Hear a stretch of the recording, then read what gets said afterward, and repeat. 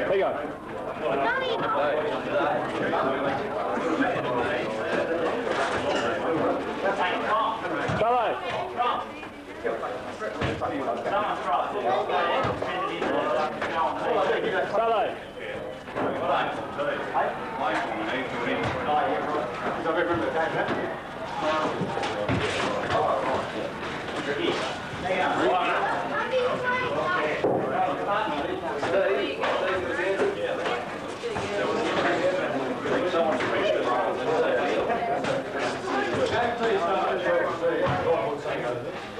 Team manager Toby Frank. He chose not to. He chose to have a fitness test to prove that he could play. He didn't pass it. Lee straight in. We're probably the luckiest side out here to have 3 full forwards in the side in Darryl, Lee and Kingy. I think that shows our depth. We've all got a winner for those. So at this stage, Darryl's missed out. Pop, Ainsy, Paul, Peter and Stephen. I want you to put your hands together. Everybody, just a bit of shush. Bit of shush, everybody. Bit of shush. Now let's walk on stage. Bring it along, 1 out there. But if you aren't nervous or got the jitters, might as well pull out now, because that's what grand finals are made of. It doesn't matter whether you're playing in the VFL or Cummins over the corner. You've got that commitment to get the ball and use the ball with a flag. And that's really what it comes down to. I can see you all into this season. I can talk to you for half an hour. That will be out of your mind once you get there and hit that amount, because you should know in your mind exactly what you're going to do. I've got a few things written up on the board. The most important is the team. That's where I reckon our advantage is. If they keep somebody out of the game, somebody else comes in. We've got a team of girls, a team that are willing to work together and to be together. That is the important thing, to be together.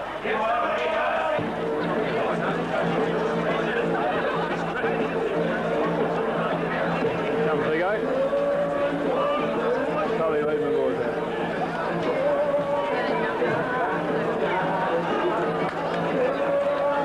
Good luck, son.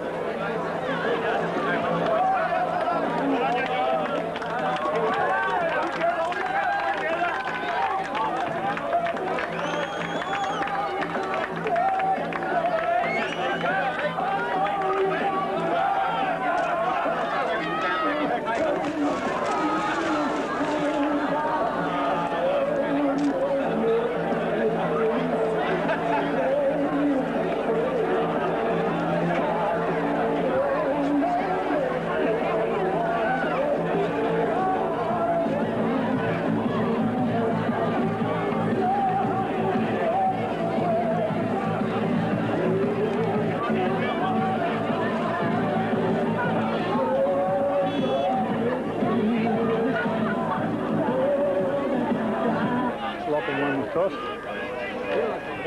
have to do the first bounce of the day. Here we go.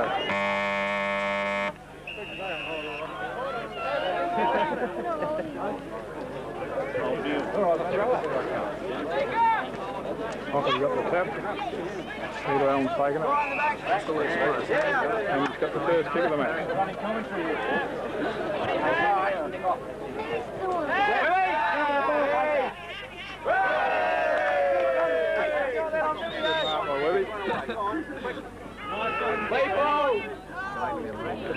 Down and out. Give him one back to lift. Take it away.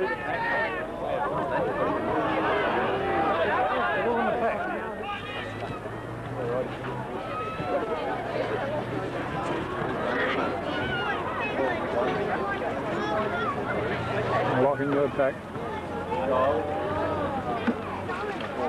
Start give everything. Tom. We've just got to make sure we're ready to prepare now. Very good, Gary. Going down with this breeze. We've got to make sure that we use it properly. We get the ball down to Lee and Steve.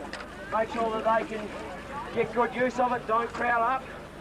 Casey, you went too wide that time, still thinking about building the banner. The banner's finished, you play football. That's what it's about. You don't worry about anything else but playing football. Jeffrey Laurie, get into the game, boy. You shouldn't be wearing fucking sand shoes either. It's a grand final. Fellas, this is what it's all about. You don't sit around watching people going half-hearted. You get in there and help them. You've got a hunting pack, you got 3 and 4. Tony, Peter and Webby, watch number 7 in that centre there. I don't care which one of you 3 pick him up, but get him, make sure you sit on him. Fellas, we didn't play very well, but we're only a few points down. That's probably an indication of what we've got left for them in store for this. We've got to settle down, we've got the bloody personnel and the players, we've just got to put it together. Make it happen. That's where it happens, we've got to use. We need more support down there when they're going in defence. I think we're all waiting for the easy ball to come out. Well, the backmen are battling their guts out down there. They want some support, they want some runners, they want help round them. The things that I said in the sheds. Now just settle down, grab a drink, think about what we've got to do. We've got 3/4 of the year left, and those 3/4 have got to be Tumby Bays. We've got to make sure that we're first to the ball. Go to Rick. Grab a drink. Final scores, Tumby Bay 9-5, Lock 6-8. We're guilty. Straight after the game. Jubilation. That's the centre of the ground here.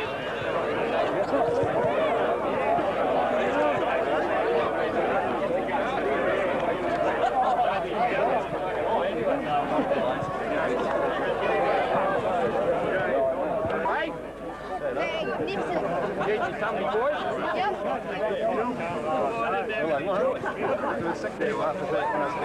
Tommy window. That'll get a go. What do you think? What do you think, Alexis? Now you're giving it up.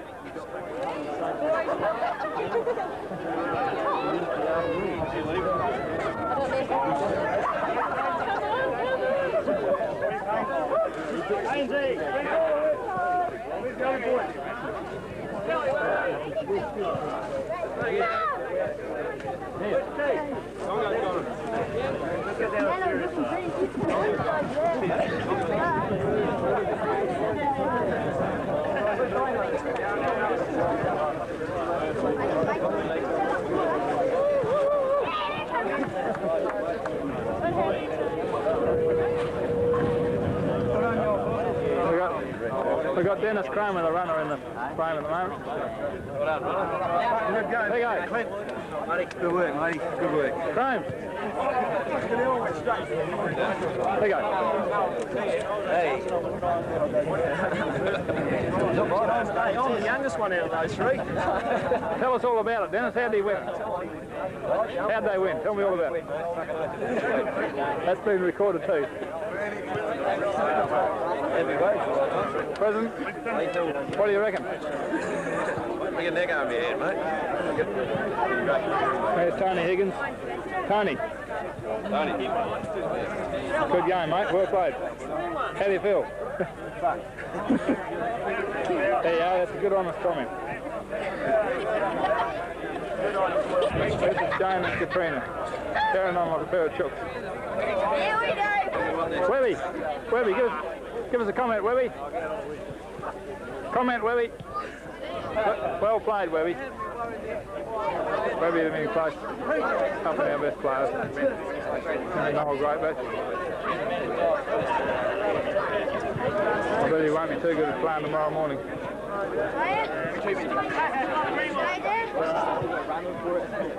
Lee Borden's great last quarter.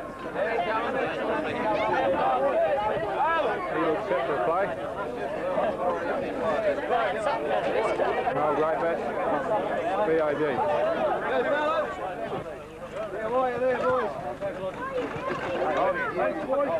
Lodgy and Toby have just dropped the box of Echo. When we go in directly. Echo Top's back in the... Echo Top's in the back of the esky, fellas.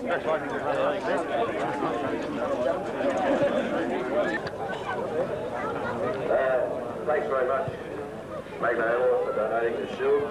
Congratulations to all the players for coming to the football club. You've won it for us. Well done. Congratulations to Ramblers. This is the second year in a row we've drawn with you. Same you kept it last year. All year we'll keep it this year. Thanks very much. Right there, here goes. Congratulations. Thank you, Peter. Congratulations.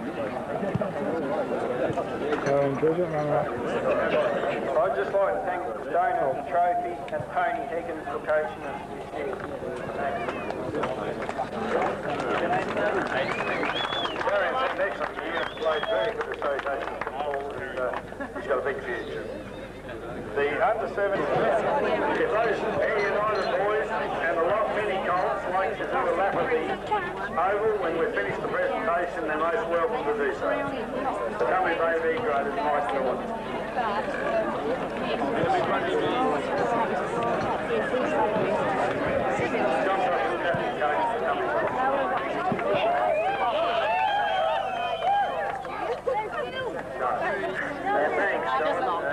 And also thanks to Don McSweeney. We go back a long way. I think Smarty took us on an easy trip in 1970. I hope he doesn't remember what happened there, but it was at the Eagle Hotel in Hindley Street, I reckon. They didn't look too flash in the walls to lock. You know, it was a really hard game. They threw everything at us, and they should be proud of their efforts. But to all the team that put in all year, I thank them for their support and their efforts and just reward. Just another thing to all the other trophy winners, congratulations, and you know, it's my last game today and I couldn't think of a better way to go out on it.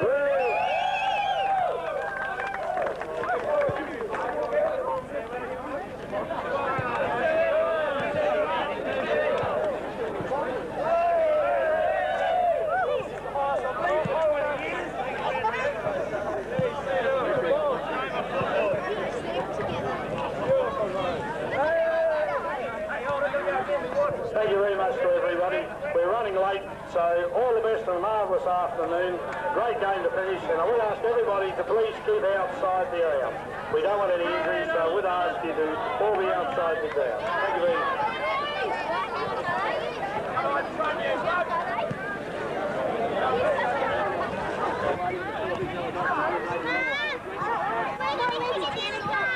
This is Tommy Window reporting.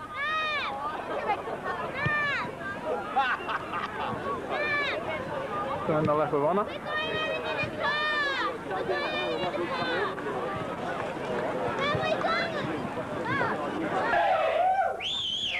Well done. First cart was donated, or two carts donated by Lodgy and donated by Steve White and the Footy Club. Also, I'd like to say, make sure you get yourselves home back. The club room tonight in one condition. Don't be too pissed, don't drive home and have an extra. Have a safe journey home. We'll celebrate the top of the night. Good top show! Levy Carpenter's got about 4 cartons over in that big building. He's built over there for you too if you want to wander over there and have a drink quickly. All right?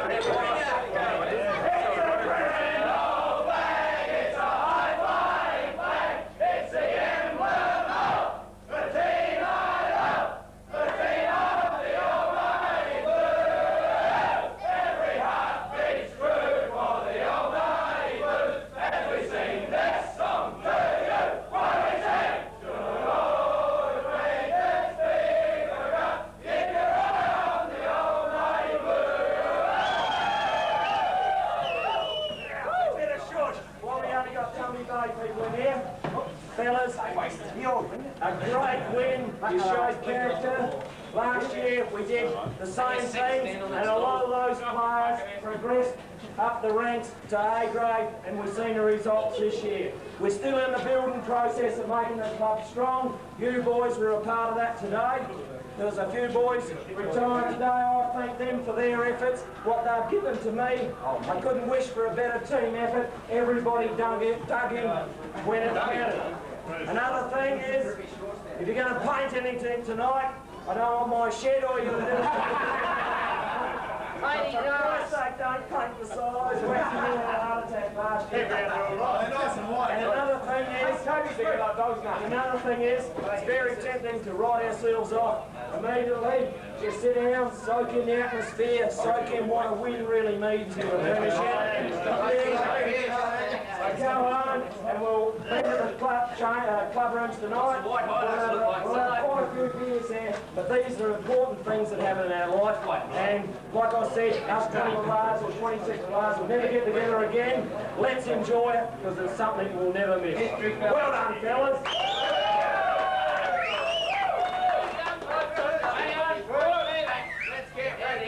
Just before we get on with their celebrations,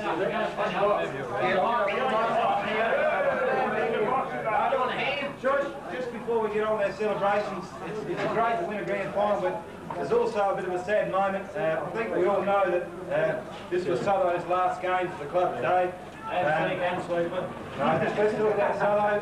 His last game for the Sunday Bay Football Club today, and we all know what he's done over the last 15 years as a player and over the last 2 years as a coach. And on behalf of the players, Southo, we really appreciate you, and I reckon Sunday Bay Football Club will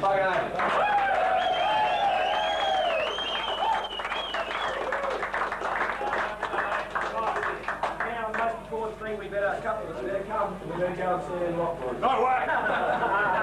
Anybody got a by a point? I know we.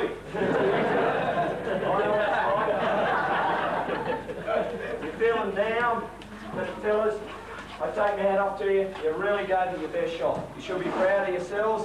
You went out. And also, congratulations to Walsh too on winning the medal. You played a good game again today. Yeah.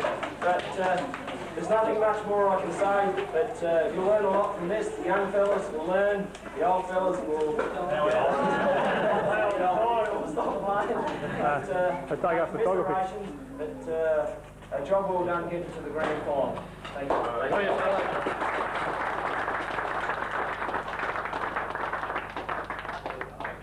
Yeah, actually I've got something. Bring it in here. Yes. You owe me $1.50. No. Serious. If we'd lost, I was going to come in here and say that he owed me for a drink. I was on the half-forward flank there, and I'm not miserable. Oh, yeah, it was $1.50. We did. This is amazing. It wasn't a chubby bloke beside me. Kojak there, he just whizzed past. Hey, Danny, come over here. He said, look on this car, going to give you some money. Well, God, he was like a bloke ran up a train. Well done. You can spend it with all the boys here.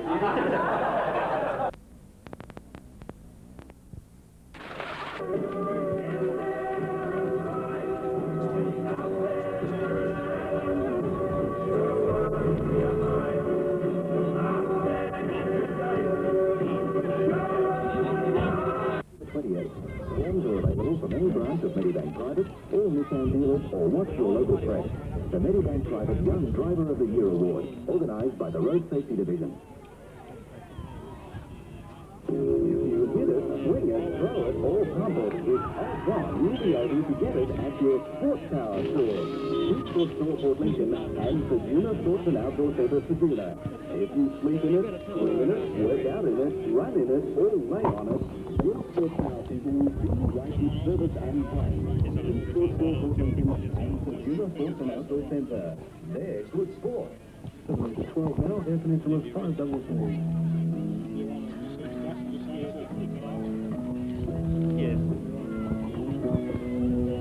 Good afternoon and welcome to Cummins Oval for the grand final in the reserves between Tombury Bay and Ramblers. There's a strong wind blowing from the south, the northern end being favoured by 2 to 3 to goal wind.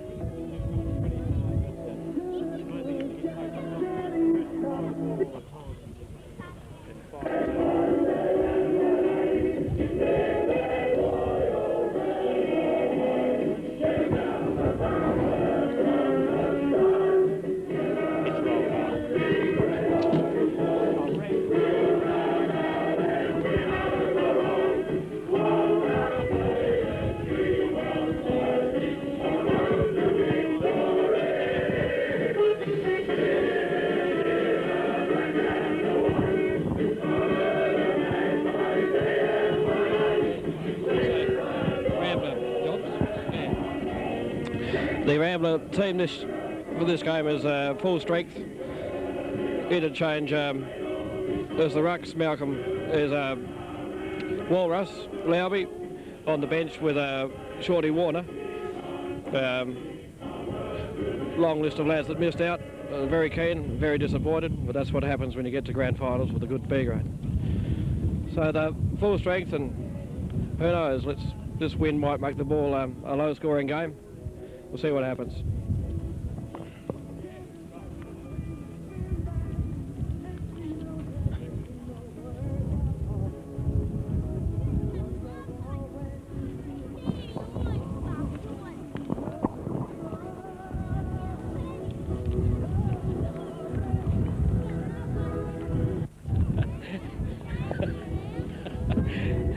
Yeah, well, there they are. They're getting set.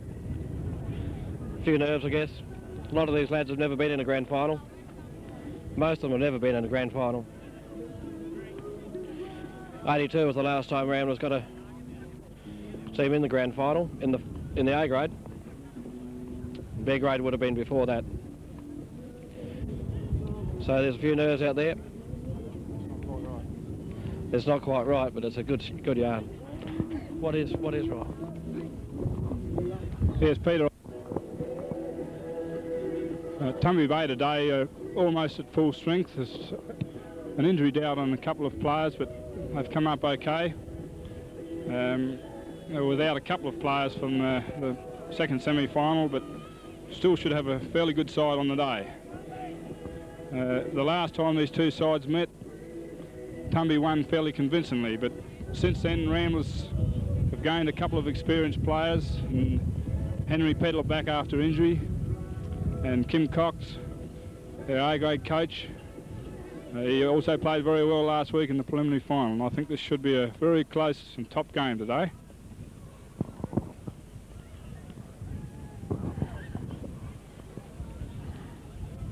We're almost ready to start now. The umpires are in the centre. Tumby have won the toss. They're kicking to the northern end with the aid of that 2 to 3 goal breeze. And there goes the siren for the start of the game. Umpire bounces the ball. It's tapped away by Darlitz. Ramblers in possession. Knocked to the ground now. Bit of a scramble. Ball's knocked out by Darlitz with a good handball to Cock. Across to Camilleri, he loses possession. Another scramble. The umpire will bounce the ball.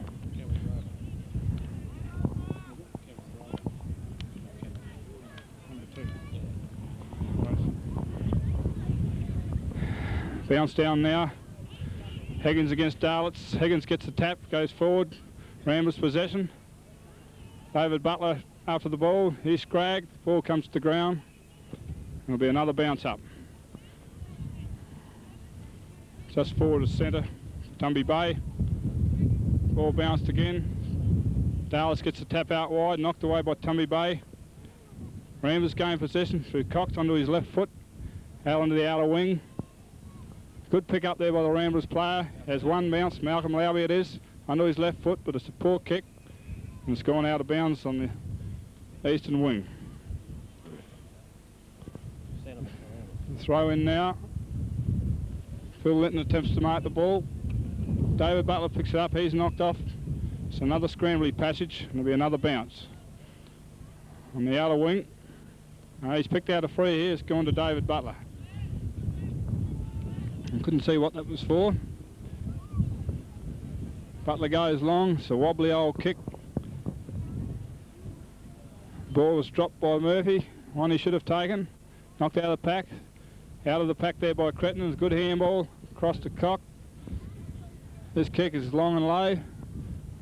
Picked up now by Simon Richardson. Good smother there by the Ramblers player. Butler again with a handball. And the ball goes out again once on the outer wing. Thanks, Tom. Mick Darlitz and ruck for Ramblers. Ball bounces well for Tumby. Laurie lines them up, hand passes over. And it's a lovely snap at goal.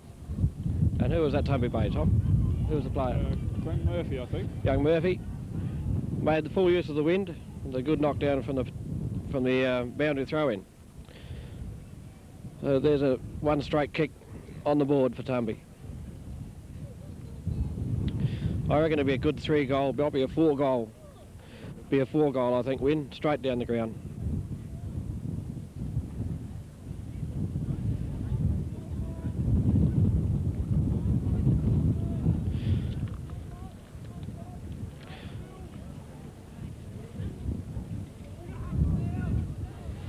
Fool in it, gets one away. Nice centre forward one here. David Creddy, good hand pass to his brother Mark. Spike Fitz recovers. Malcolm Lowby's centreman for Ramblers. Nice kick.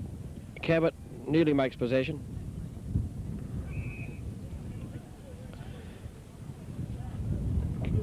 Mark Harris gets the free. Reefer floats one high.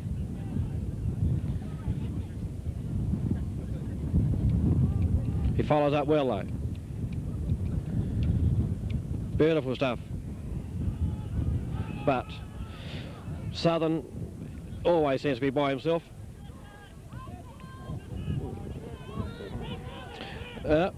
Good shepherding by the Tumby boys. Allows your lad to get through, Tom. I'll let you have it. On the half forward flank for Tumby now, picked up by Nash, but his bad handball across to the Ramblers player, and a good handball out to Fitzgerald. Mayo. Oh, and Malcolm Lowby. And Cabot goes for it, he misses it. Thompson in front, playing for a free, and he gets it. On the western wing now. Looking for a lead at centre half forward. Kicks in towards Nash. He can't mark the ball. There's been a free picked out here for interference. It goes to John Nagel. He must be having a run on the ball in defence. He looks for the centre man. It's knocked away from him. Picked up now by Watson. He centres the ball. Looking for Nash. It's bumped away from him. A good defence by the Rambler players. Picked up by Laurie.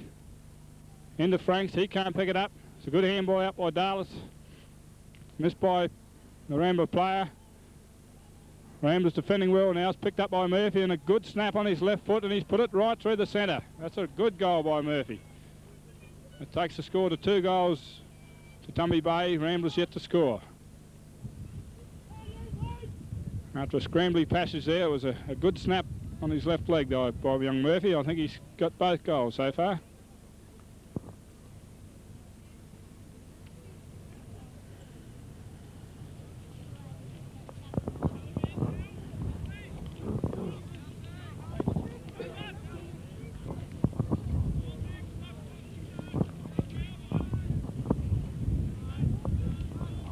Ball back at centre now. It's bounced down. Dallas gets the tap again. It's picked up by 33 for Ramblers. Lowby. Good handball across to Dallas again. It's a poor kick though. And John Southern there with a high floating kick.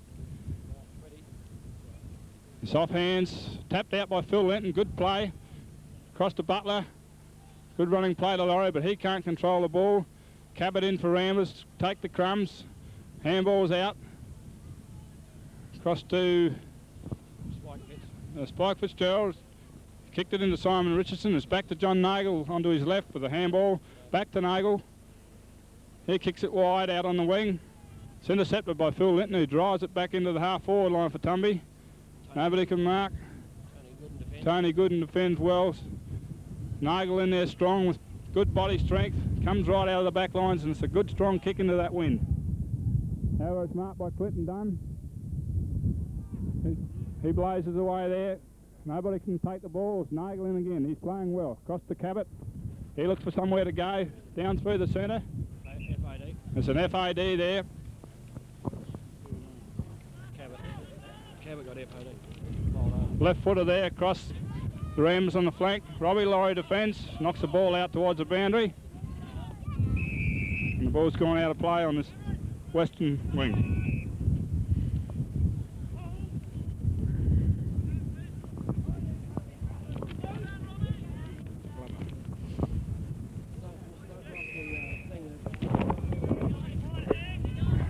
Throw in now. Dallas against Higgins. Higgins gets a tap across to Watson. He gets a hurried kick onto his left foot towards the half-forward line, and the ball scrambles out about 30 metres around from the left forward pocket for Tumby on this western side. The throw in now. Goes nowhere in particular. Tackle there by Nagel. Picked up by Cox. No, he can't pick it up. Tries again. Comes back onto his right with a cross to Grover. Onto his right foot along the wing. John Sutton in front. Can't mark the ball. And it's Cabot goes for it now. Wowby across to Grover. One bounce. No, the ball's been forced out of bounds. There'll be another throw in. And the forward flank for Tumby Bay. Cox in front of the ball. Thompson tries to pick it up now. Handball's hurriedly out. It's picked up by David Butler. A handball back to Watson. He's tackled. The ball's knocked away from him. But he's been paid a free for hanging on after a disposal. Looking for a long kick into the forward lines now. So wobbly high old kick. Nace goes up. He can't mark the ball. Ramblers in front. Nagel picks the ball up. Good handball out. 23. Tony Gooden. Good strong kick. Jason Bryant should have marked. He drops it. Damien Cabot's been paid a free here for shepherding. Capilouti, sorry. Thanks, Tom. Ram defence are under pressure, but handling it well. Kappa kicks into the man. Darren Mayo and young Watson.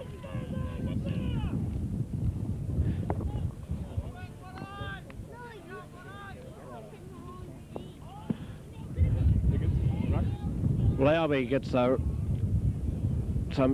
interference with his first touch since it coming on from interchange. Reefer sets himself and takes a beauty. That's Mark Harris, not Reefer. Not offering a lot up front. He's having a good look. Doug Dowdle's going to do battle. Great match. Great match from Tumby. Does a beautiful pass to Jeff Laurie. Good teamwork.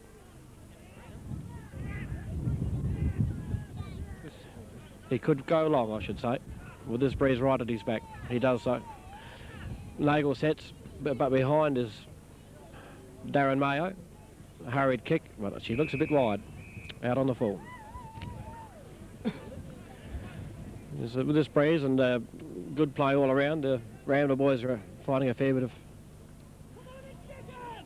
pressure on their defence.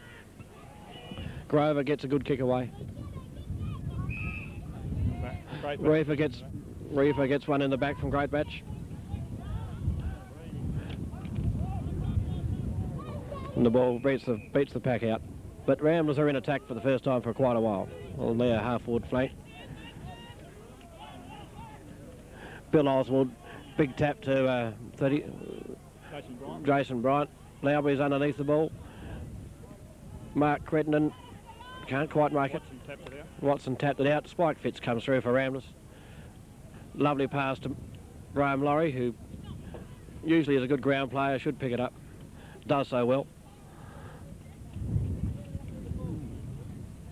Barry Stewart did battle there. And who we got? Dunny's tried to make possession. Bubbles for Ramblers. Almost gets a kick. And Murphy clears well. Murphy's having a good first quarter. Drives down, found his man, Watson. Handball to Jeff Laurie and held the ball. So, good defence by Ramblers there. Upset that attack. We needed it. Short one to Malcolm Lowby. Playing the loose man. Not a lot offering. That stiff breezy won't get it too far. Paul Lowby's going to be in the spot. But Leonard gets a nice handball to the Tumby lad. And it drives right in. Tony Gooden's almost two grabs.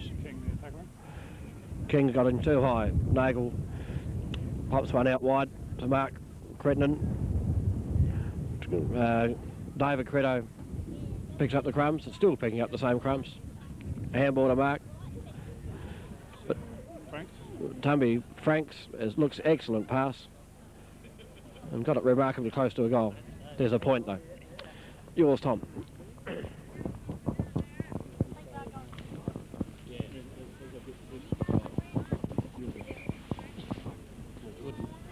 Gooden about to kick in now. Goes to that defensive side. Wind holding the ball up. Ramblers chap up there high. It's a good attempt at mark and it's been paid. It's Malcolm Lowby. Goes onto his left foot, keeping the ball wide, going to the outer wing. Laurie goes for the ball, can't get it. He's picked it up again now, back onto his right foot, brings it around in short, looking for Darlitz. He misses it. It's picked up by Dowdle.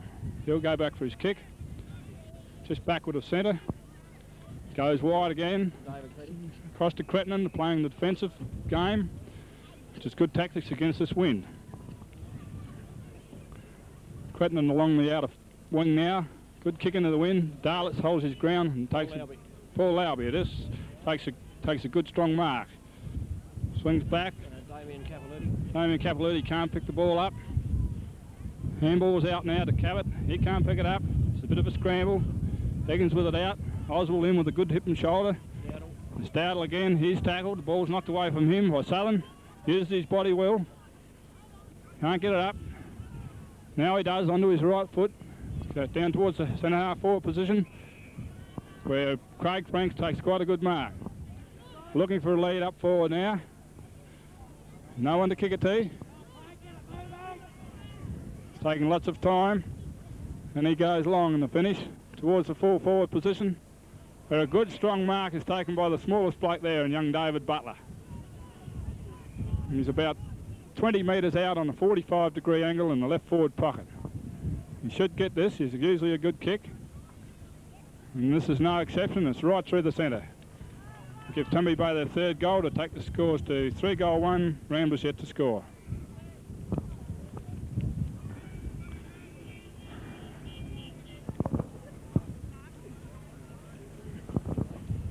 Darlitz on. Lowby off. Making a change here for Ramblers. It's Darlitz on and Lowby off. He sprints towards the centre for this next bounce. Bounce down now. It's Oswald in ruck. There's been an infringement.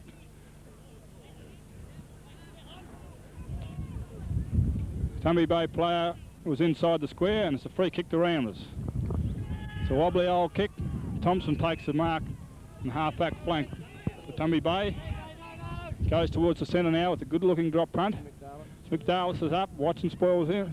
It's Murphy who spoils him with a good spoil. Knocks the ball off the ground. Tony Button. And it's forced out of bounds from half-forward flank and the Tumby Bay left forward flank. Ball about to be thrown in now. Starless up. He gets the tap.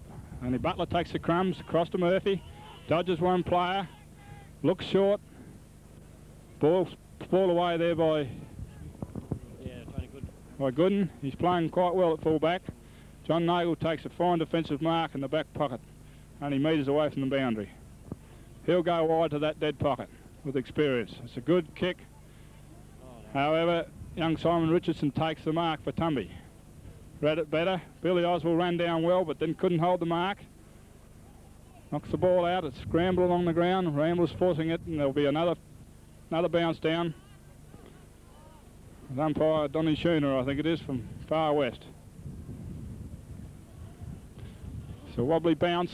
Cox knocks it across cleverly to Lowby. Harris leads for the ball, traps it cleverly. He's tackled too high and will receive a kick. He's in good form at the moment. Must have had a quiet night last night. That's a good kick there by Reefer. Off hands, Damien Cavalletti. Onto his left foot. It's a wobbly old kick into that wind. Henry Pedler's there. He's using his body to stay in front. Mopped up by Clinton Dunn. He can't pick it up. Handball's out now across to Barry Stewart. And he'll clear for Tumby across that outer back flank. Ball bounces awkwardly for players. And it's out of bounds. Thrown in now on that half-back flank, half-forward flank for Ramblers. The left forward pocket picked up by Oswald. He handballs back to nobody. Forced forward by Tumby. Jeffrey Laurie cross, and Jason Bryan will get a free for too high.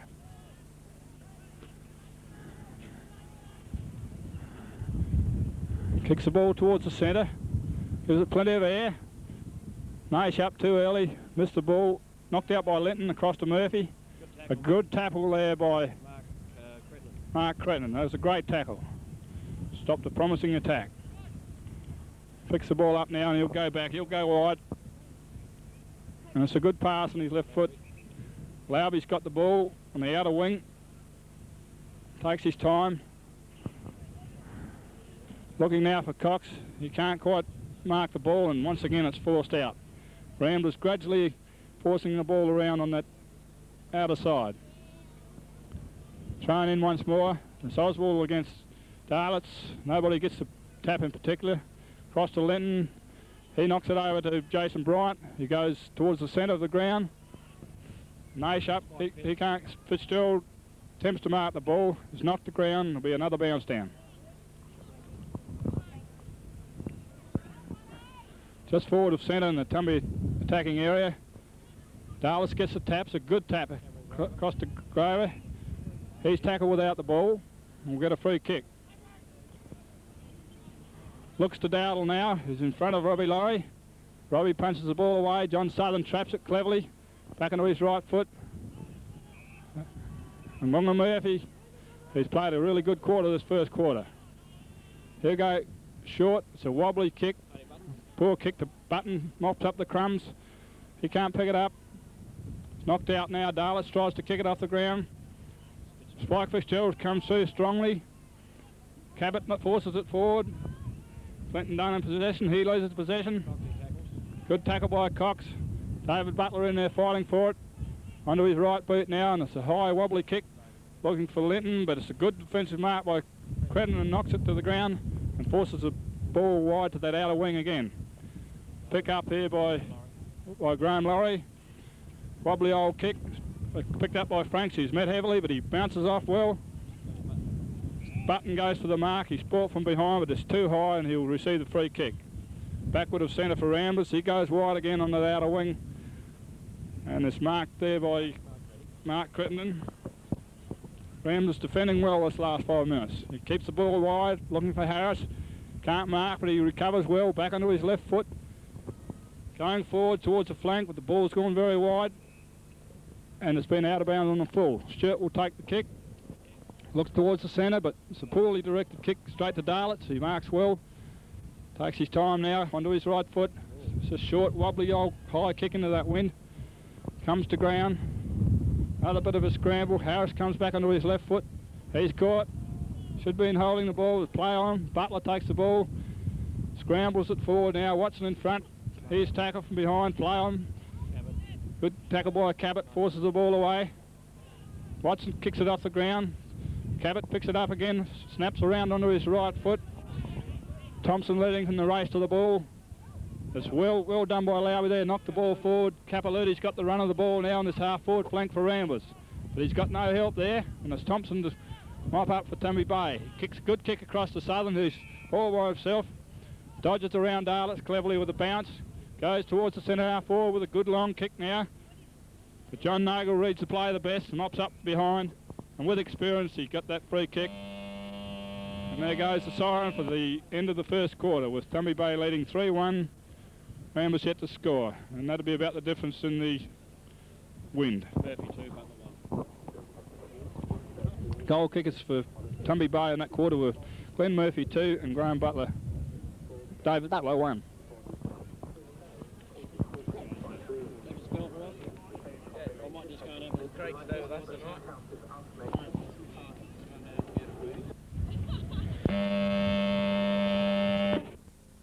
Well, there we go. Important quarter this one for Ramblers. Big knock by the Tumby lad. Higgins. Graham Laurie gets possession. Straight down the centre the coach asked, and he's done just that. Setting himself is Reefer Harris, not quite. But Cox gets the crumbs, slams it on his boot. Robbie Laurie takes a well-judged mark.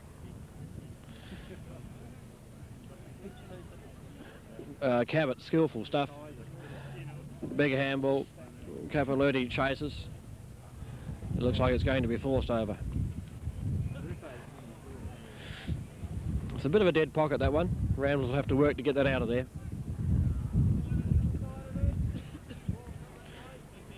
Oh, the ruckman aren't about. Tummy. That ball. Richardson. Oh, Bubbles Bellinger. Gets a hard one to the ideal pocket for Ramblers, but nobody's home over the boundary. Wonder what can happen from here. Oswald in ruck for us. Oswald in ruck, Henry Pedler for Ramblers, takes it out of the air, and I think he gets one in the back. No, he didn't. The decision goes against Pedler. Oswald must have had an excellent tackle.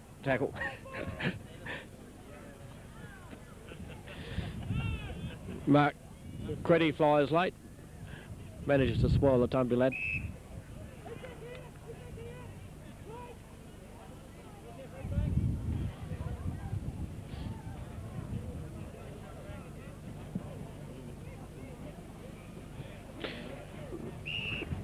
Malcolm Lowby's hurried kick is forced over the line. Can we get it clear from here? Darlett struggles to get a tap away. Dougie Dowell gets moved out. He gets his hands on it again. Gets a handball out. Robbie Laurie takes another well judged. People wait. David Crennan gets called through. Lovely handball to Darren Mayo. Reefer Harris controls the ball beautifully and truly snaps. Well done from David Creddy's calling through there. Good talking in the centre. Got that ball down well. That's the first drawing of blood by the Rambler team, which is lovely stuff. Into the quarter by only 5 minutes. Good strong play there by Harris. His body strength and his skill is creating an influence on this game. He's got to be held in check, Tumby, to maintain their lead. A bounce down again at the centre. Wobbly bounce. Higgins gets a tap. Ramblers take it away through Dowdle. He's been freed for in the back.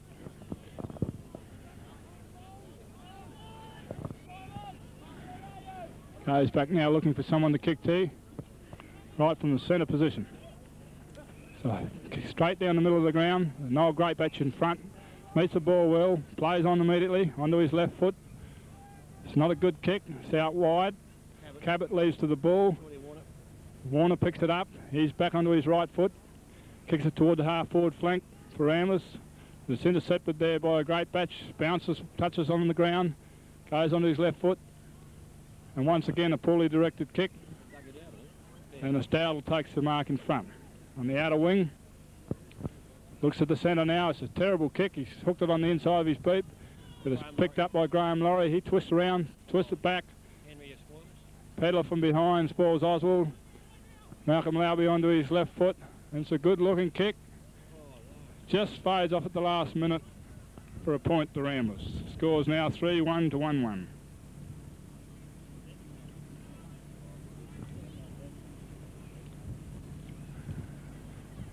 Clinton Dunn will kick in from full back for Tumby. Go to that defensive side again. It's a good kick out into that strong wind. Ball knocked to the ground. Southern takes it. Attempts to kick. It's smothered. A scrambled passage of play. Ball's picked up now by young Cabot. He brings it back on his right foot in towards the pocket. There's a good mark there taken, but it's been a free given to John Nagle for interference in the back. He'll shoot for this goal from about 20 metres out. Fairly acute angle.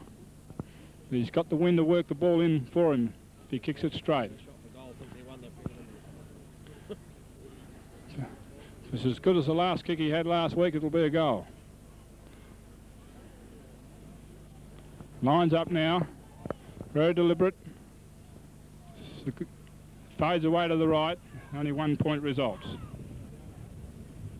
Takes Rams along to 1 goal too. They're doing all the attacking. aided by the strong wind.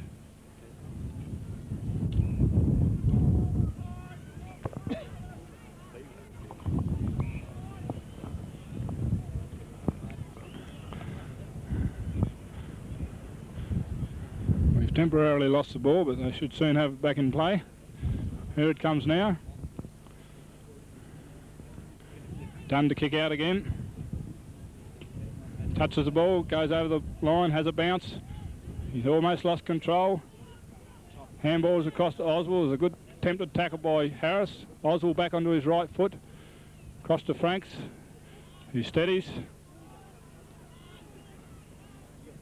Goes wide to that outer wing again. Cabot spoils from behind. Picked up by Glover. He can't control the ball. Still in there fighting for it. He's tackled high and will receive the keep. Goes in towards us in our forward position there now. And Henry Pedler takes a mark. Judged the ball a bit better. Oswald underneath the ball on that occasion. There's a good pass by Glover. And Henry Pedler, no worries about the distance. He'd be 40 metres out, directly in front. Lines up now. And he slices it off to the right. This could be a costly miss. And that takes Ramblers along to 1-3. Across to you, Peter. Thanks, Tom. Well, the Ramblers have got the play. They look like they're in control with this strong breeze, but 1-3 is only 1-3. Cox is under it. Jeffrey Laurie. Laurie plays on, Cox gathers, and he slams one into the pocket. Nagel flies. Bryant knocked it out, and Linton got a clearing kick, but the wind got hold of that one well and truly. Damien Capper looking for the kick in when it's recovered.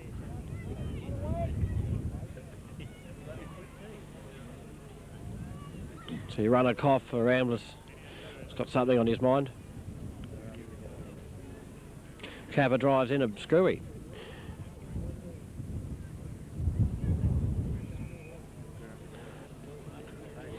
Sent over the line by the Tumby defence.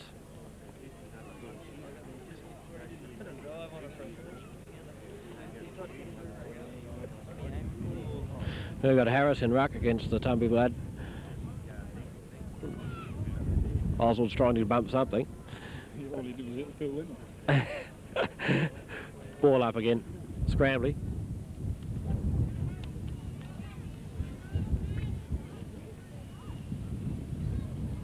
Oswald, good tap. Dowdle received a bump. Cox got a reasonable hand pass there. And in by Cox. Good play, Nagel just past the fingertips.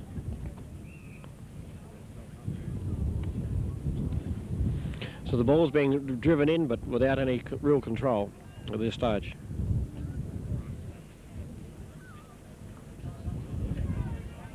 Who is he, Tom? Great match. Great batch. Playing a good game. Oh, confident little break of the tackle. But what's the umpire say? Too far, I reckon. Too far. Too far? Well, I think he's stiff. It's not for me to say. Malcolm Lowby's got the ball. Just in through centre half forward. Chipped it in. Henry Pedler almost makes body work just nicely. Nagel handballs to Bubbles.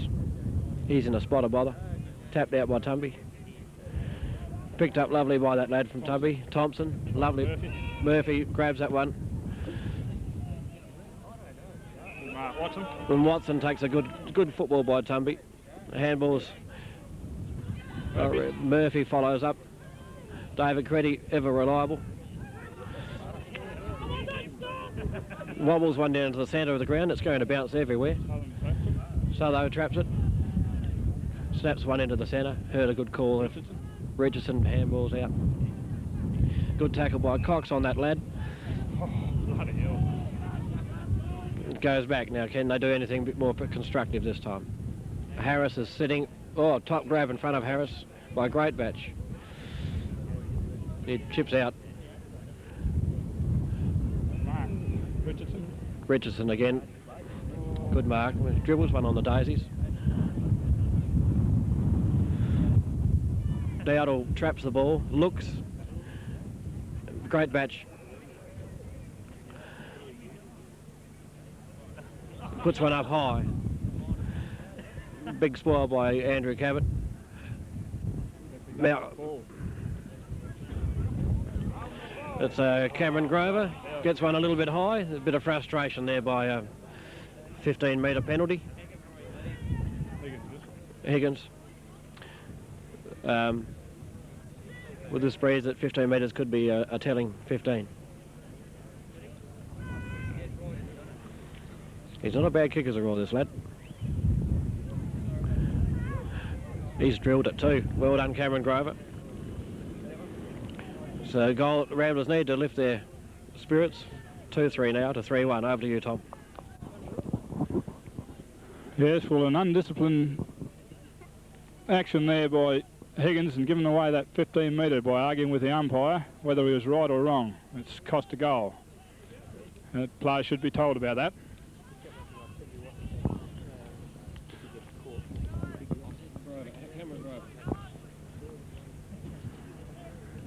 Only 4 points of difference now. The bounce down.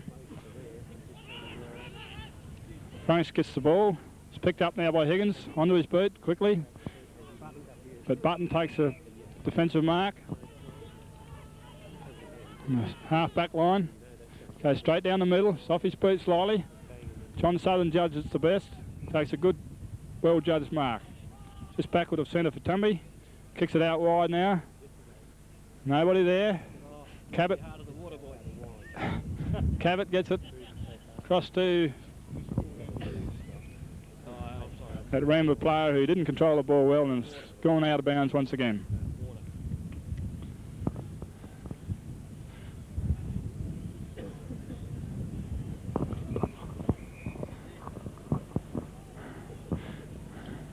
In fact, the ball was kicked out on the full. It's Jason Bryant to take it. Tries to run a man the mark. Why, I don't know. Loses possession. Simon Richardson receives a free for a trip. He looks for Watson.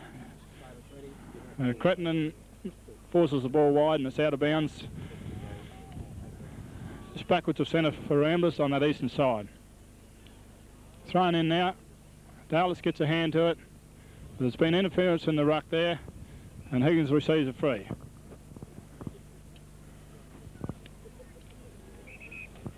Tries to play on, but the umpire makes him go back over the mark.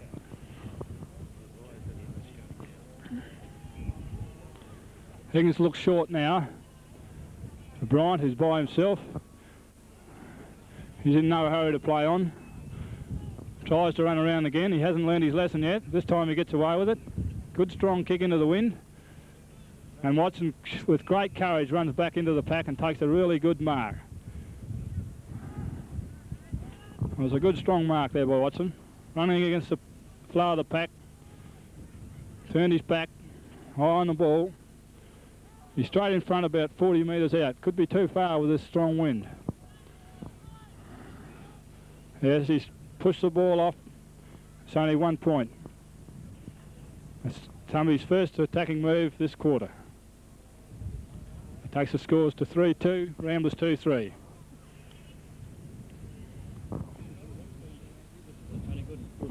Gooden kicks out. It's a long straight kick straight down the centre, but a man in front could have been paid. Play on. Possession there by young Butler. He kicks the ball out. Half forward flank. It's picked up by Gooden. Takes one bounce. Comes away. Dodges a player. Does it well. Kicks it out towards the outer centre wing. Sudden meets the ball. He misses it. It's on the left foot of Lowby now. No one in particular. Harrison, great back spot for the ball. Harris gains possession onto his left foot. Oh, beautiful spoil by Stewart. Great batch across. Should have handballed. Called for it. Tried to play on and he was caught. Bubbles will take the free kick. Looks short now for Nagel, but Oswald in front. Spoils the ball. Great backs back in there again. He's tackled well by Henry Pedler. It's Nagel around. Should have been holding the ball, but there was a poor tackle and too high. and Nagel will receive the free. He'll have the wind right behind him. The distance won't worry him. He's on a 45-degree angle, I'd say 40 metres out on this left half-forward flank for Ramblers. Straight kick here will put Ramblers in front. Very deliberate.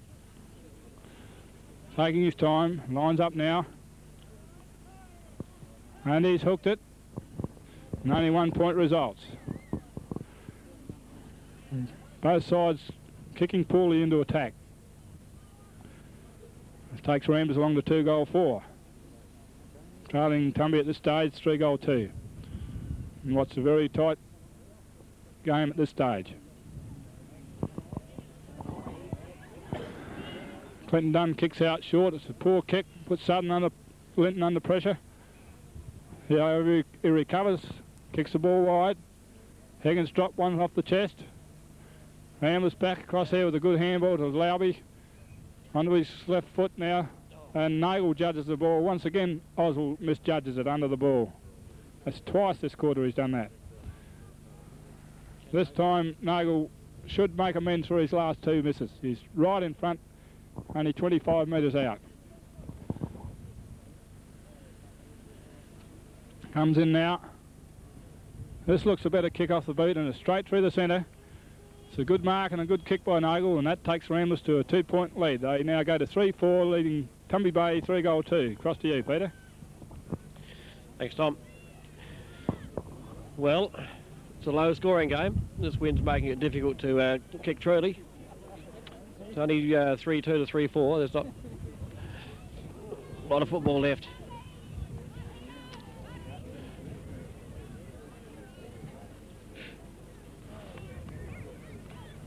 We'd only be halfway through this quarter, Tom, wouldn't we? Yeah, maybe 8 or 9 minutes left. 8 or 9 minutes left, Tom reckons, this quarter. Who can recover now? And the critical time for Tumby to defend and for Ramblers to score.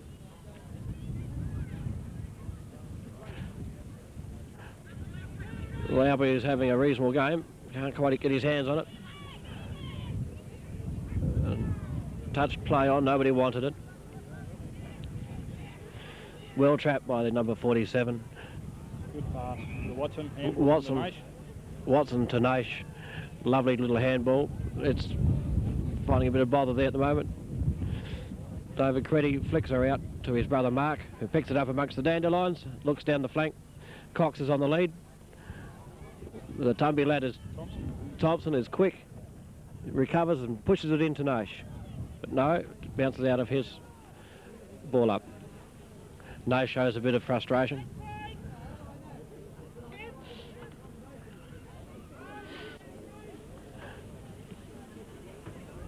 Good play by Tumby. They've lifted.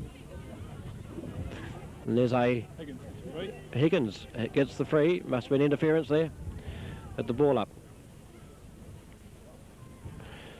He's going to be pushing. And then an excellent kick to score a goal from there. Breeze is still pretty stiff. Yep, she's a point.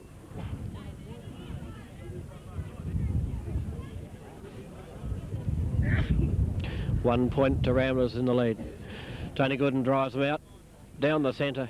Excellent kick. Mick Darlitz takes an excellent field mark.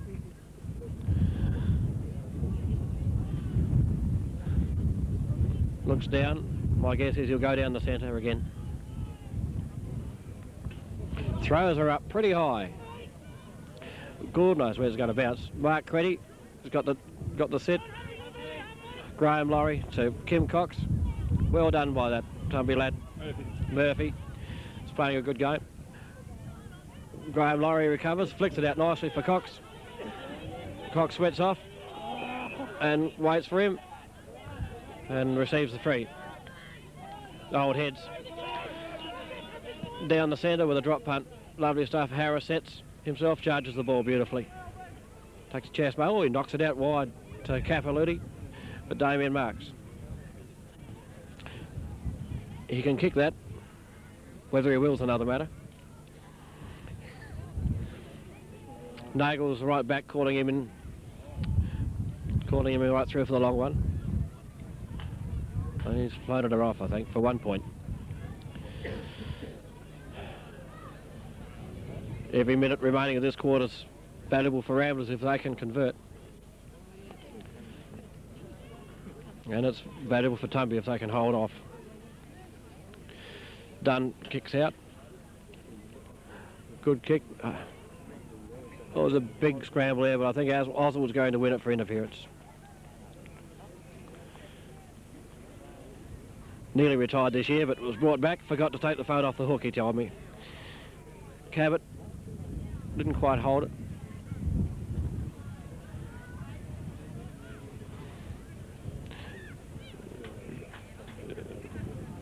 Cameron Grover eventually snaps one out to Damien Capper, who's been coming into the game this quarter. Snaps one down. It's high. Dowdle, no, it's Capilouti. Lovely pass to Mark Harris. Mark Harris, will he have a deliberate shot? It seems as if he will. Had a good first half so far, Harris, and he's put a bit of cream on the cake with that one. Lovely stuff. It's a 1-2 lead to Ramblers late in the second term. 4-5-3-3. Tom, over to you. Thanks, Peter.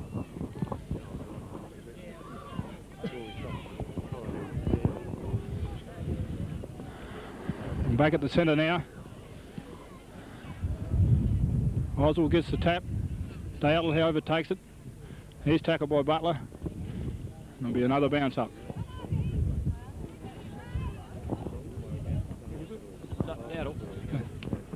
Oswald again. Butler goes in, he's tackled high and will receive the free.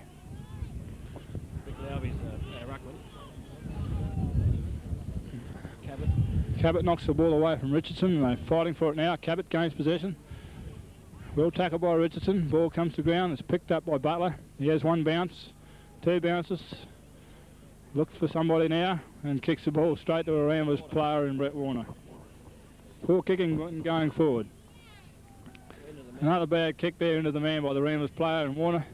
Murphy's got the ball. He's tackled without possession. It's called play on. Scrambly passage now. Comes out to Graham Laurie. There's a hurried kick. Mark Harris, who's well on top in the last 5 minutes. It's a long high kick in there looking for Nagel. With a good mark by Clint Dunn. He plays on. Stewart gets the ball.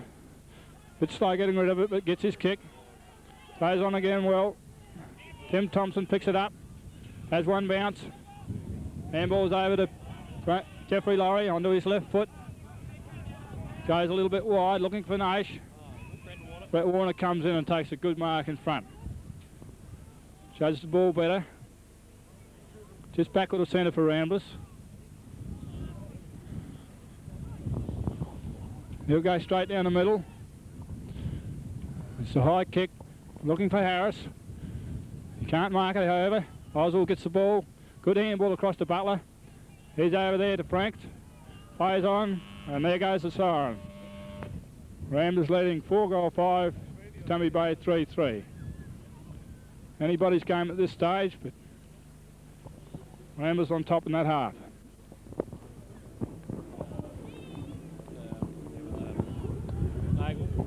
Goal kickers for the game so far for Tumby Bay, Murphy 2, Butler 1. And for Ramblers, Harris has 1, Nagel has 1, and Grover 1. Maybe we're not sure of the other one. We've got no statistician.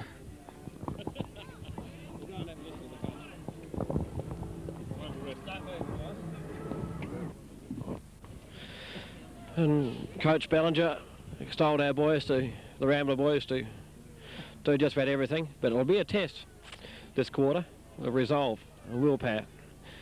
This is the quarter that'll win the game for Tumby. They've got to move. It'll be a test of Ramblers too, if they can hold them. Darnitz gets the knock. Dowdle. It's knocked clear for young Franks, who handballs out. Dowdle still following up. Pedalers to the centre. There's a move. Laurie knocks one out to Lowry. Still can't quite get a clear ball. Laurie does get the clear ball. Well trapped by Thompson. Drives it down and finds young Murphy, who pops one right down. Ideal kick, but Cox is in the way.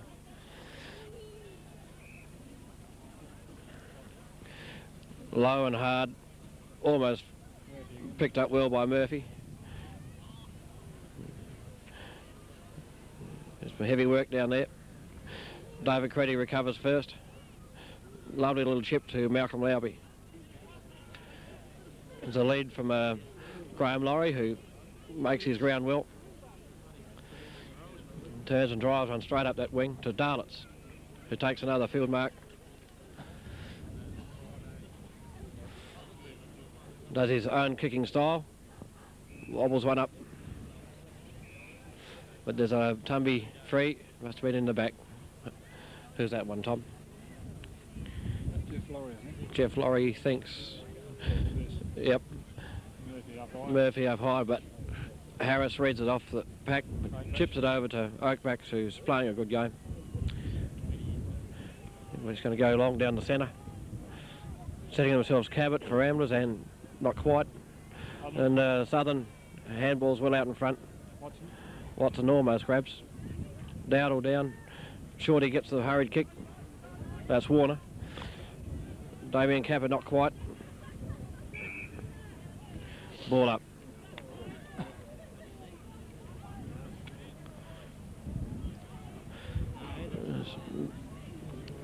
Dowdle tries to trap the loose ball. And Phil Linton.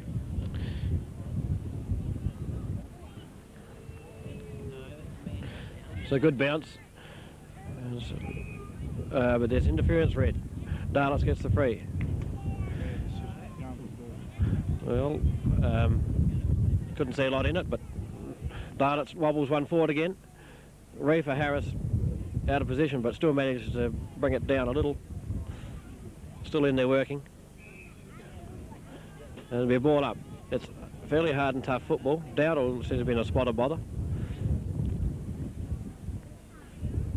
Fingers by the looks of it.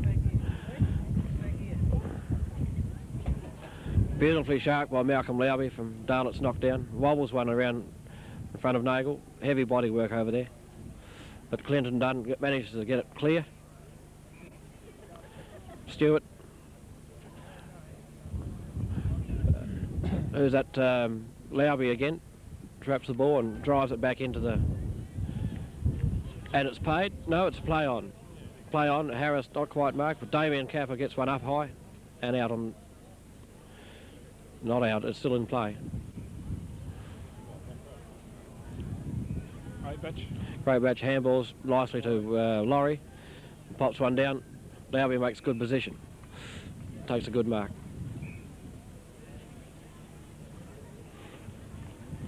If Ramblers can score one into this breeze, I'd be very pleased. He's too far back to score, of course, but he obviously is taking his time. He can't see anything in front. Throws one high out wide. Richardson, that was. Yeah, Richardson tries to control his... Laurie's working with the ball in front of him. Manages to get a wobbly one on the boot around the corner. Nagel's working hard for Ramblers. Plenty of Tumby defence working hard. Grover gets a hurried kick in, and there's a top mark to the Tumby boy. No, it's... Beg your pardon. How did I doubt Reefer Harris? He's got it. Tom, I'll leave it to you. Can you kick it?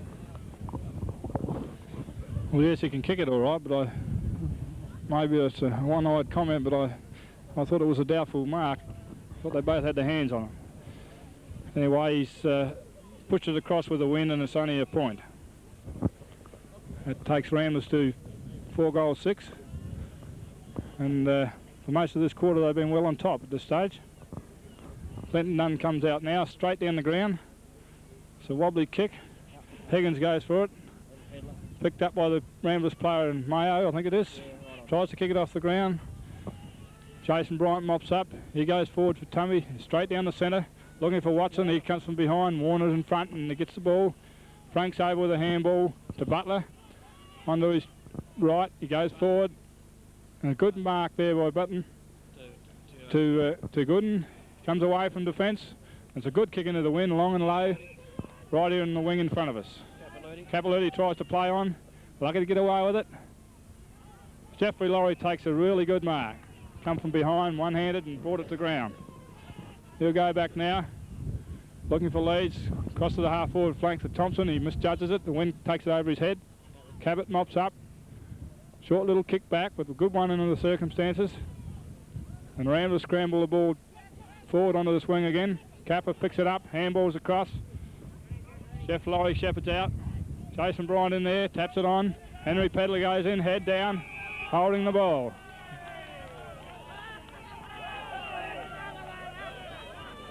There's a scrap on here in front of us.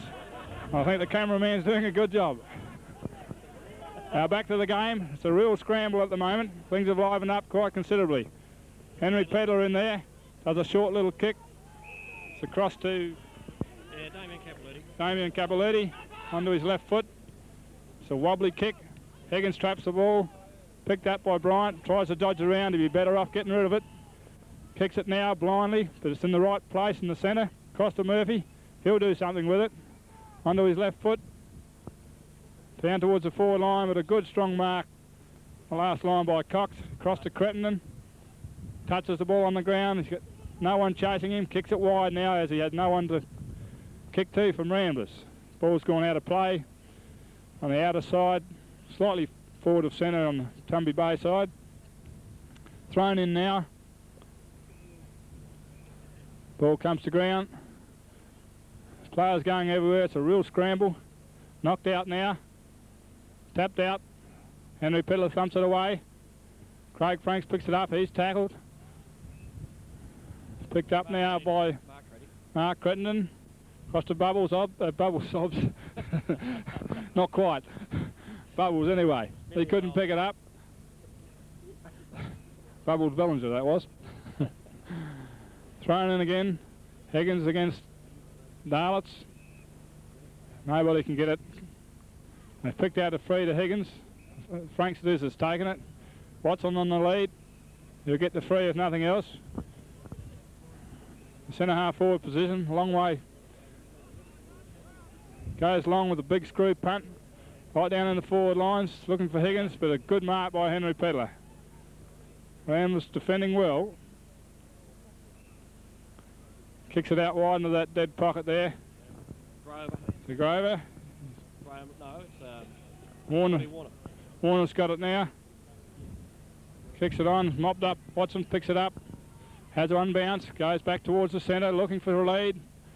And very crowded forward lines. They're giving Higgins no chance down there. The ball's forced out of play in the forward pocket. This stage, Tumby Bay are going to have to lift a lot. They're going to have to open their forward lines or the game's slipping away from them. Murphy knocks it on. Bryant in there. Ramblers player and Crittenden in there over the ball. Once again, it's a bounce. 30 metres out from the Tumby goal. Bounce down now. Crittenden up for it. Takes the ball. Kicks it wide. Laubert is after the ball. He takes possession now. Dodges around. Short kick, but he's misjudged it. Kicked it straight to Jeff Laurie. He's paid the mark. Half forward line. Plays on straight away. There's a short little kick in there looking for Higgins. Finds that player. Higgins back now. It's a terrible kick. Grover it is, intercepts. Back towards the centre of the ground where Southern leads the race to the ball. Mark Harris coming after him. Capilouti tackled. Well backed up by Southern. Kicks the ball into the centre half forward position. Nash gets up very high but misses it. Spike Fitzgerald mops up. Kicks it out towards the centre again. Comes to ground. It's picked up by Laurie. He dodges around onto his right foot. Snaps around the corner. Stewart in the race for the ball. Harris after him. Tackles him. Stewart handballs. It goes wide. and scrambles out of bounds once again on that outer wing.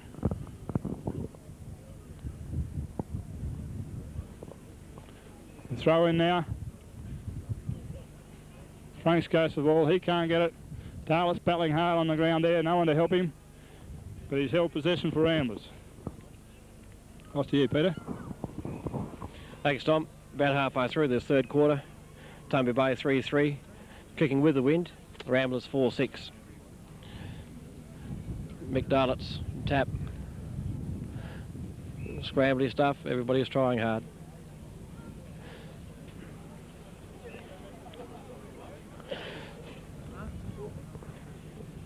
Tumby haven't kicked a goal yet this quarter. They'll be looking to kick a couple very quickly. The breeze is not impossible to kick to the southern end, but it makes it difficult.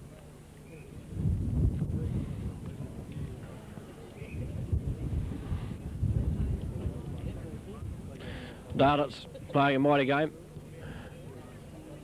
Mark Reddy overruns the ball. We've got young Franks, who picks up well for Tumby.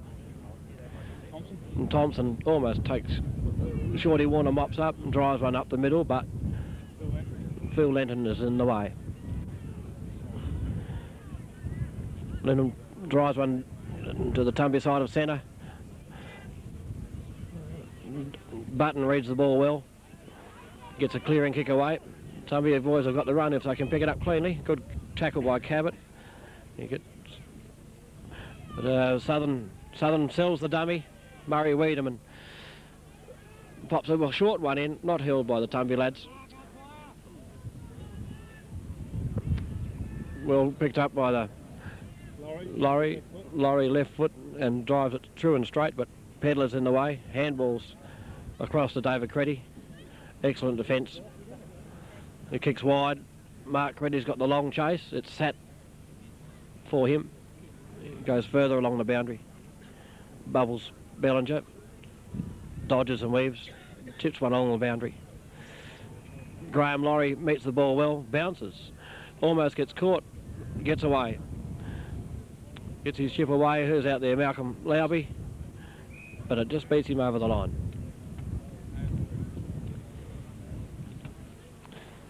Yeah, Oswald's got the ball and the free.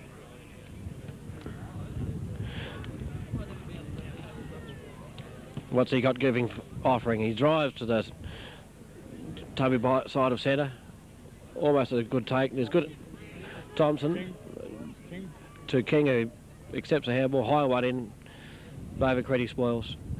Henry Pedler chips one, doesn't go anywhere.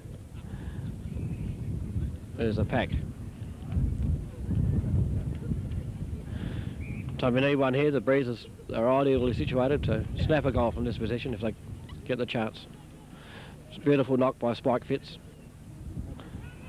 Watson gets the run, but Button interrupts his run and chips one safely away to the boundary.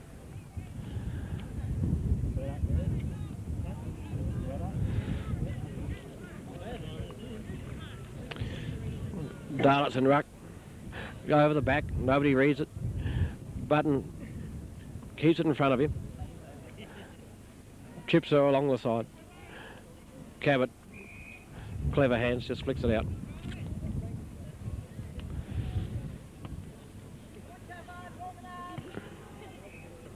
Shorty Warner tries to put his fist on the ball. Henry's smothered. And there's a little bit of skirmish. Ball comes out. A few quick positional changes there. Darlett's good knock, but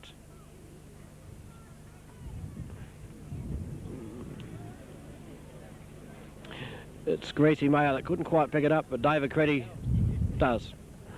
Sees his brother wide, Mark. Good play, drives it to Bubbles. Graham Laurie backing up in the centre.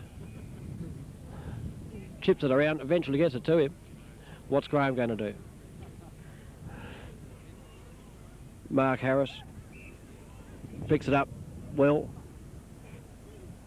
Throws one high into the breeze. Graham Laurie's underneath it. It's going to see both players out.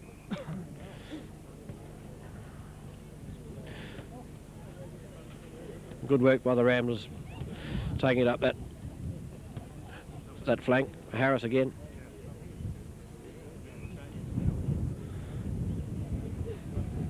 Young Capper gets one along the boundary, gathered well by Mark Reddy, who drifted a long way up in that defence, and it resulted in a top goal by Nagle.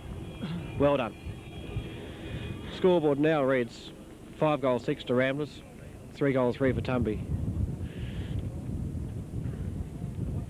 I think credit would have to go to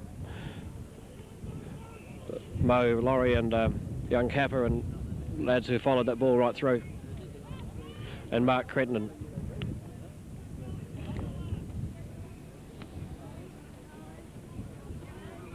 Can Tumby reply? They need to. Oswald's in ruck. Dart's coming in from the side. Oswald gets away. Time over to you. Bit of a scramble in the centre now. Umpire will come in and bounce. This game's slipping away from Tumby at the moment. They're going to have to really get themselves their act together and get back in this game. If they don't get a few quick goals, it's going to be all over. Great Bash leads to the race with the ball. Picked up there by Ozzy. Crossed to Barrow Stewart. Smothered well by Bubbles. Harris gets the ball. He's well held and is holding the ball. Old Great Bash tried hard all day. Kicks it back towards the centre now. Henry Peeler in the box seat, but it's punched away from him. Thompson picks it up. Handball's over the top to King. He taps it out, looking for Watson. Watson back out again. Warner intercepts. Watson knocks it on once more. Bunga Murphy in the van. Well done by that player. Button it is that comes through for Ramblers, and Butler with a handball out. Picked up by Jeff Laurie now. And there's a free kick for behind the player there. Young Butler was clipping the ears, and the ball will be given to a Tumby player right in front of goals. Didn't actually see that, but I saw the umpire. And Julian Webb it is, and that's a badly needed goal for Tumby. Can they come back from here? Let's hope so.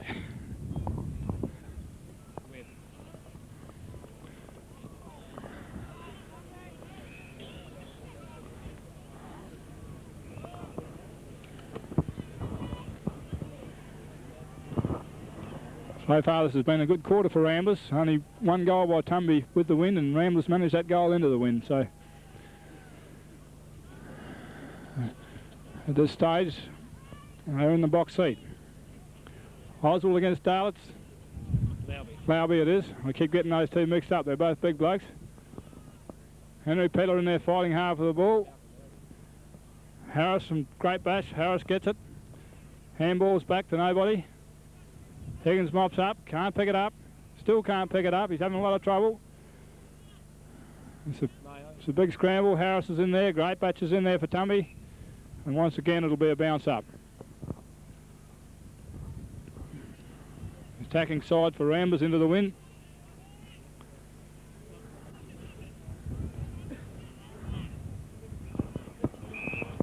Game becoming very scrambled at the moment. Ramblers are bottling it up, keeping possession. That'll suit them at this stage. Lowby again gets the tap over the top, no one there. Bubbles gets the ball, looks for Graham Laurie. He leads to the race to the ball, gains position now. Back into his right foot, kicks it up looking for Noble, but Clinton Dunn in front knocks the ball away towards the boundary. Hiding that back pocket. He's tackled well by Nagel, and he's been given a free. He's called holding the ball against Clinton Dunn. Nagel kicks it in towards the centre half forward position. Henry Peddler from the side, but Southern mops up straight back towards the centre. There's nobody there for either side. Watson leads to the race. Well taken by him. Poor handball though. Recovers back again to Franks. He's around free now. A handball out to Glenn Murphy. Backed up well. Lost control, but he's got it again. Now it's a good kick this time, and looking for Jeff Laurie, and he drops a sitter off his chest. Things aren't going Tummy's way. Could have been holding the ball, but umpire rightly bounces it. Centre half forward in the Tumby Bar attacking area now. Thumped out, Cox onto his left foot, kicks it wide. playing safety, just inside. It was a real rugby kick, that one.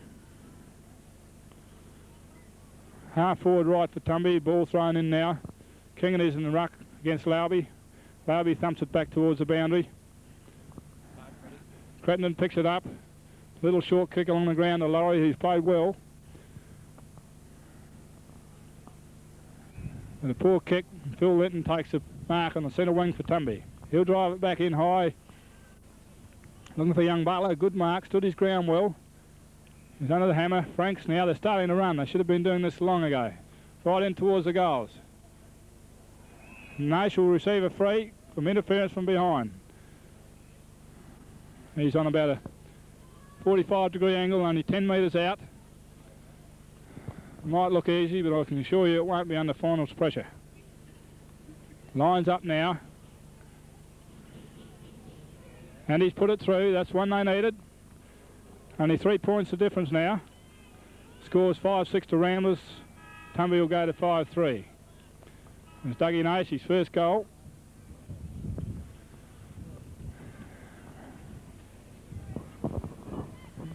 Wouldn't be a lot of time left in this quarter. If they're going to make a game of it, I think Tumby will got to get another one on the board quickly. It's going to be hard scoring against that wind in the last quarter.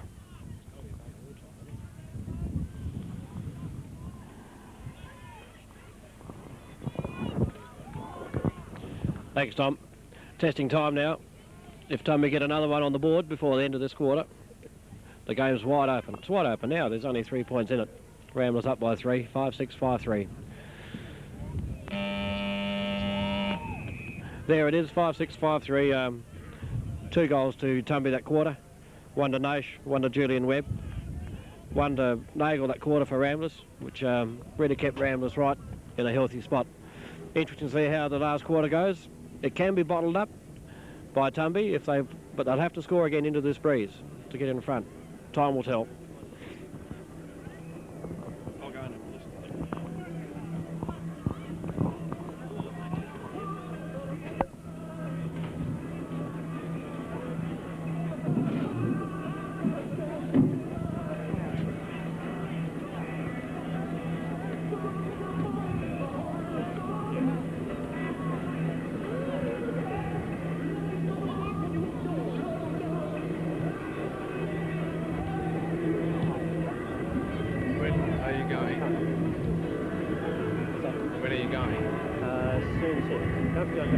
Half forward, met by Tony Gooden. They don't call him Ironmonger for nothing. Thompson takes a good catch. Chips it out. Jeffrey Laurie. Young Laurie, Jeff Laurie. Takes a well judged. Cox spoils with one hand, gathers, chips around to the back to the through the centre. Harris desperately trying to control it, but picked up. Good handball from Thompson to Franks. Cox picks up the frums, throws one up, straight down to young Laurie. Not much rhyme or reason in the game yet. Good tackle by Mark Creddy. Keeps trying. Tumby boys in there trying to. Franks knocks it on well to Linton. Steadies, puts one up to towards the centre half forward. And Nash makes position drops. Driven in nicely. And Higgins takes a well-judged mark. He's only 20 metres or less, but there's a fair breeze. But Higgins knows how to kick goals. He'll get it. He needs, if they, remember it's 5-3 to Tumby, 5-6 Ramblers.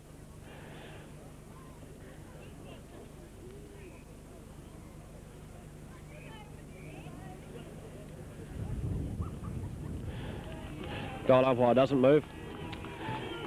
That's a lift that Tumby needed. We've got a game on our hands now.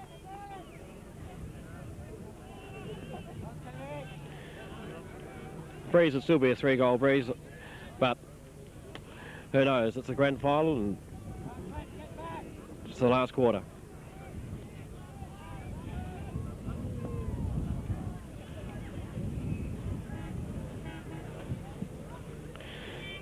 Darlett's taps. Tumby Swarm. Young Butler. Watson cleverly plays that ball. Kicks very wide. Yes, just a little too wide. Over to you, Tom. A promising attack there from Tumby. The ball's thrown in the forward pocket. Watson goes to the ruck. Butler it is after the ball. Tries to get out, snaps back onto his right foot. Straight into the goal. Ramblers punched away by Button. Julian Webb in there. Watson in again. Keeps the ball in play. There's Button again. Out to Crittenden, who's played well across to Warner. And Ramblers come away onto the half-back line. No talking there from Tumby. And Linton cops a hard one in the bread basket, and the ball goes out of bounds half forward right for Tumby. Thrown in now. Jason Bryant to this. Butler takes the ball away. Bryant tackling without the ball. Breaks away. Can't pick it up properly. And Dowdle in hard after the ball. And there'll be another throw up. Play becoming desperate now. So we sense this game's really on. Bryant gets the tap. Laurie in over the ball. There'll be another bounce up. Nobody can get clean possession.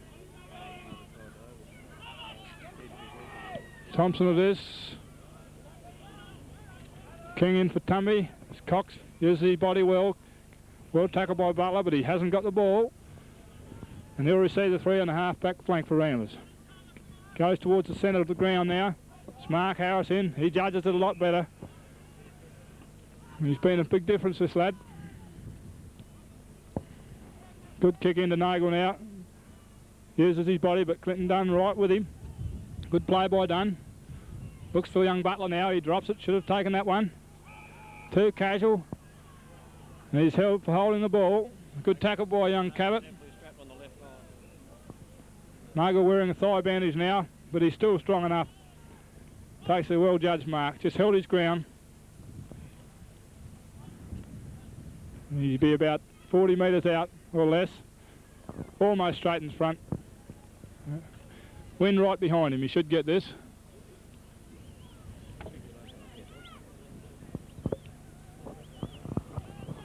Line's up now. He's hooked it slightly. And it's only a point. A bad miss there. Takes Ramblers to 5-7. Trailing Tumby Bay 6-3. Not much in it. Clinton Dunn brings it back into play now. Goes to that outer dead pocket. High kick. It's been marked by a Rambler player. I just can't. Mark Harris it is. Good strong mark. He's on a tight angle, long way out.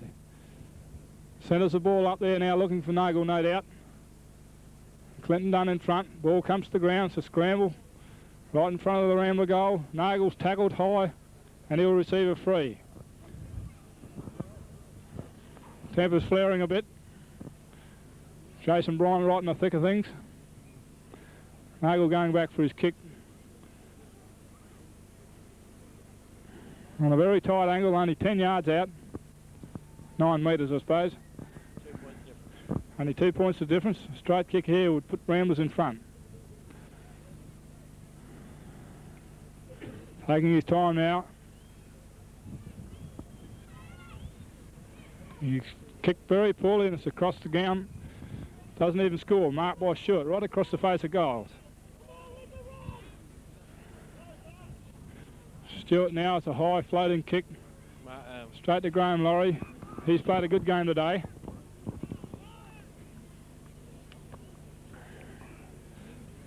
Bad defensive play by Tumby there. They should have been in front. Laurie kicks it right in towards the centre square. Punched away from Nagel. Good defence there by Tumby. That was John Southern, reliable as ever. Knocks it across towards Mayo, but the ball goes out of bounds in the Ramblers forward pocket, right forward pocket, 10 yards around from the boundary. Harris goes to the ball, takes it out of the air. Once again it goes out. We've got a boundary umpire here giving us a lot of cheek. Over to you, Peter.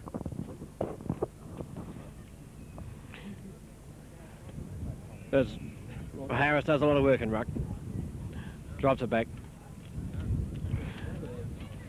Laurie met that body well. Clinton done out. Big grab by Mark Harris once again. It's a long way out. Wouldn't put any money on him from here.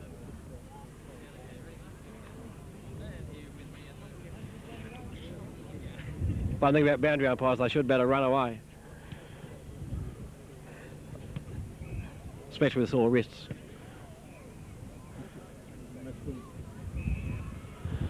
He's given it a ride, but it's no, it's not on the board. There's still 2 points. Ramblers are down. We need to know one of these soon.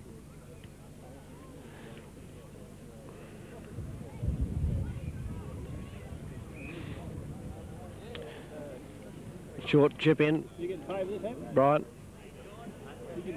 Good tackle by Greasy and Henry, and upset the flow, and Bubbles chips in with a desperate one and does it truly and gets a goal. That's the goal we need.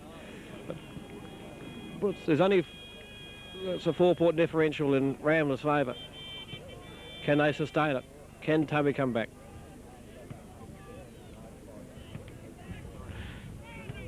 If Ramblers need a lift, that would surely be it. Darlett's in the ruck.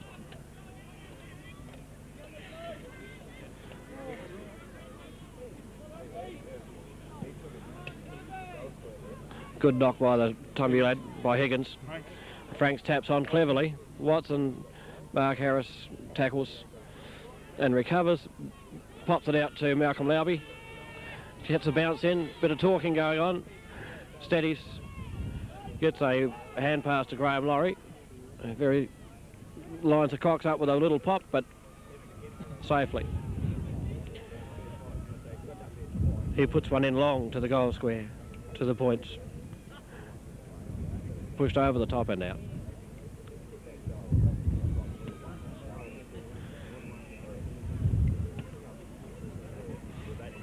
Still nothing in this game. 4 points, 6-7 Ramblers, 6-3 Tumby.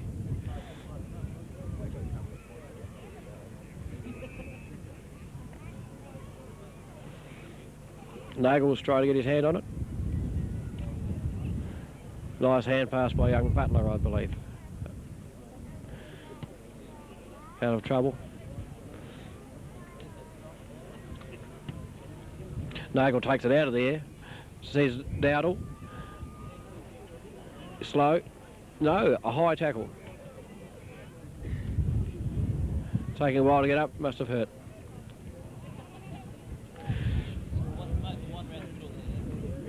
Can he take his kick? I'm sure he'd love to in a grand final.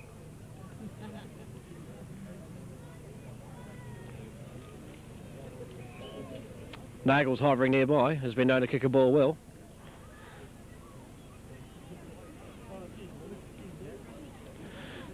Dowdle's taking his own ball.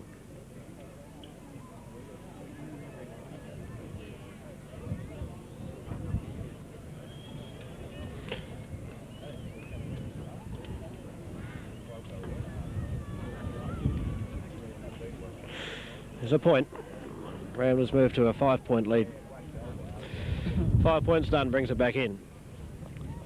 Tumby defence under pressure. Can they get it out? They need to.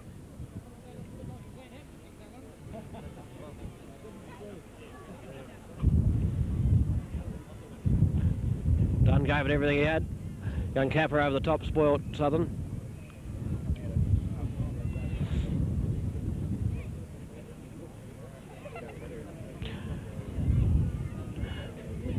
Good work by the Tumby Rovers. Mark Creddy, shepherded. Still there. Recovers and dribbles one to young Damien Capper. Not 10 played on. Malcolm Lauby. Kim Cox loose in the centre. He's kicked it over his head. Henry Pedler can't gather.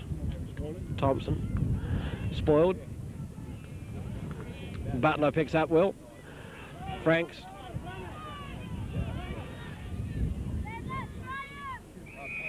King. Frank's supposed to King, was it? King, yeah. King took a good grab. Tumby go into attack. Button mops up, tries to. Gooden does. Wobbles one straight to Mark Reddy, and he keeps pushing it further down onto the wing. Southern eludes Capilouti. Not his pace, surely. Mark Reddy. No, it's been stolen by the Tumby lads. Pretty scrambly play. Could be getting some tired lads out there at the moment. Tumby need to go from this point on. Tom? Bounce down now. Left forward flank for Tumby into attack. It's knocked away by Ramblers. Jeff Laurie after the ball. He's pushed by Cabot. And he'll receive a free kick. Kicks in towards the centre now. Looking for Watson. Ball knocked away from King. It's another scramble. There'll be another ball up. True centre half forward position. Tumby into attack against that strong wind. They badly need a goal here. They're going to win this game. Bounce down. Higgins up. Gets the tap. Julian Webb takes it. Poor kick on his left foot. But David Butler's taken it. He's in towards goal. And it's slightly offline for a point. Just faded away at the last minute. Good attacking move, eh? Ramblers still lead 6-8 to 6-4. Nothing in this game still.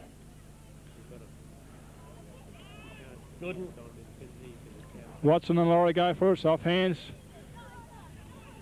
Spike Fitzgerald tries to get it out, but he's well tackled. Franks grabbed without possession. Cretton kicks it out towards the boundary. Jeff Laurie leads in the race to the ball. He picks it up on that half-forward line, dodges around one player onto his left foot. In towards Murphy, and he takes a good mark. Probably too far out to score. He may get it from here. 45 goes short. Looking for Butler, and he's taking a mark on a 30-degree angle, but a reasonable distance out for him. Only a small lad. Usually a straight kick. The distance could be the problem. Lines up now. He'll get the distance, and he'll get the accuracy. That's a great kick by young Butler. This game is really on now. Tumby has scored 2 goals into this win. Anything can happen. That brings him back in the lead, 7-4 to 6-8. Only 2 points in it. Probably 5 to 8 minutes left. Game can go either way. A wind advantage with Ramblers, but Tumby fighting right back. Back to the centre now. The bounce down. Higgins against Lauby. Against Starlets it was. Henry Pedler in there, knocks the ball away. Murphy with the ball. Glenn Murphy around one player, goes into attack towards the centre half forward position. It's a good mark there by Jeff Laurie. I thought Cox was going to spoil that one.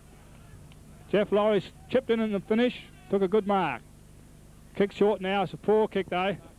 Good mark by Cretton, across to Spike Fitzgerald. Ramblers come out of the defence into the centre. Stewart leads to the ball.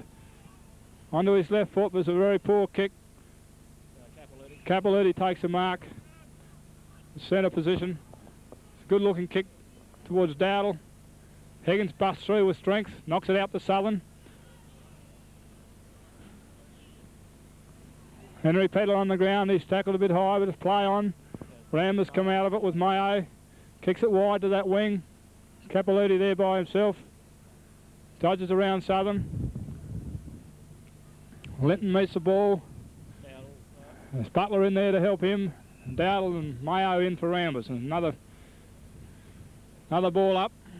Slightly forward of centre. Ramblers into attack. Higgins gets a tap. It's a good knock across to Butler. But there's no one there for Tumby. Henry Pedler all by himself on a true centre wing position on the outer side. He'll go along, I should say, looking for Mark Harris. Centres the ball now, looking for Harris. Ball knocked away from him. Higgins knocks it wide. Lauby, but Stewart intercepts beautifully. Kicks the ball forward now. The Ramblers defence holds up well through Mark Cretton. Goes back, centres the ball, looking for Harris again, and a good strong mark in front that time. Just forward to centre, a little short chip across to Graham Laurie. Read the player well, moving down the ground into that open space. Ramblers into attack. Too far out to score, I think, although that wind is strong. Lauby on, Mayo off. That's a good kick. Spoilt there in Nagel. Clinton Dunn forces it through for a point. Only 1 point the difference. This game is really on.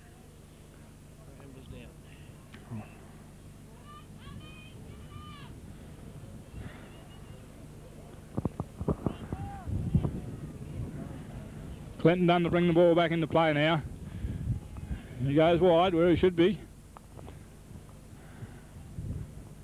Ball comes to ground, Southern mops up, he can't pick it up properly. Another bit of a scramble, and he's been pinged for holding the ball. Made no effort to get rid of it. It was young Murphy. Cox it is. On the half forward flank, right on the boundary line. Kicks the ball towards the centre. It's a real good kick. Looking at Harris, it's punched away from him by Jason Bryant. Nagel in the race for the ball. Good handball out. Snapped by Capilouti on his left foot. It was a good looking kick off the boot, but only 1 point, and that ties the scores right up. Over to you, Peter. That's getting too much for me. Oh, she's a good game. All tied up.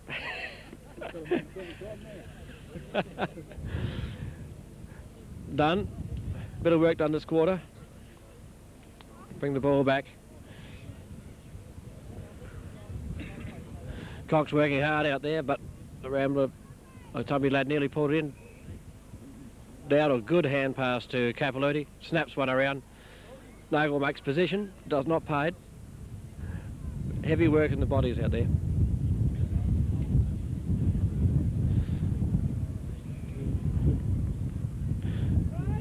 Yeah, it's heavy body work there. Yep, Nagel it is. But it's a grand final, he's not going to stay on the grass. Good knock by the Tumby boy, and Will cleared, but it's Cox got the set, couldn't quite hold it. Harris, good body work again, good tackle. Dowdle traps the ball, flicks it out to Liam. Butler gets trapped, didn't see him. Cabot gets the credit of a good tackle.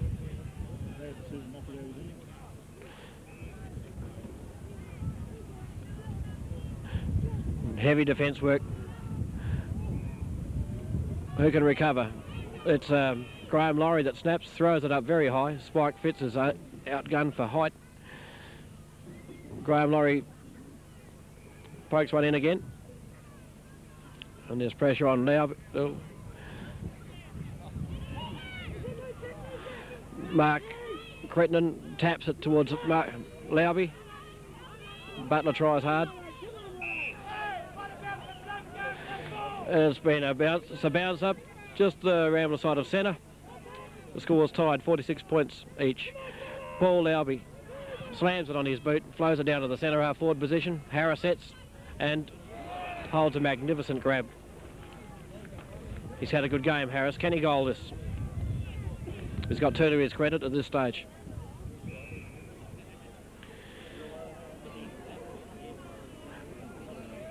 Hard to know how long in the quarter this is to go, but surely 5 minutes would see it out. It's only 40, and it's 46 points each. Harris drives towards goal.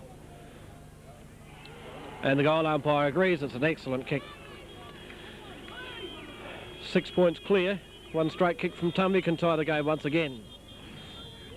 They've shown they can kick into this wind.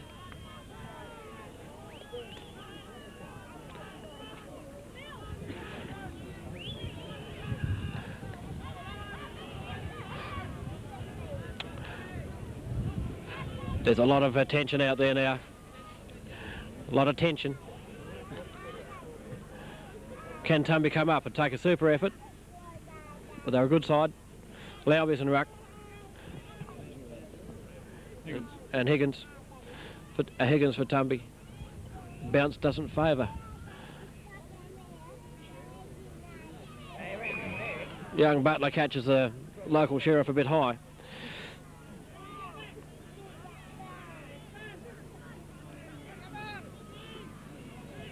Signalling to go long.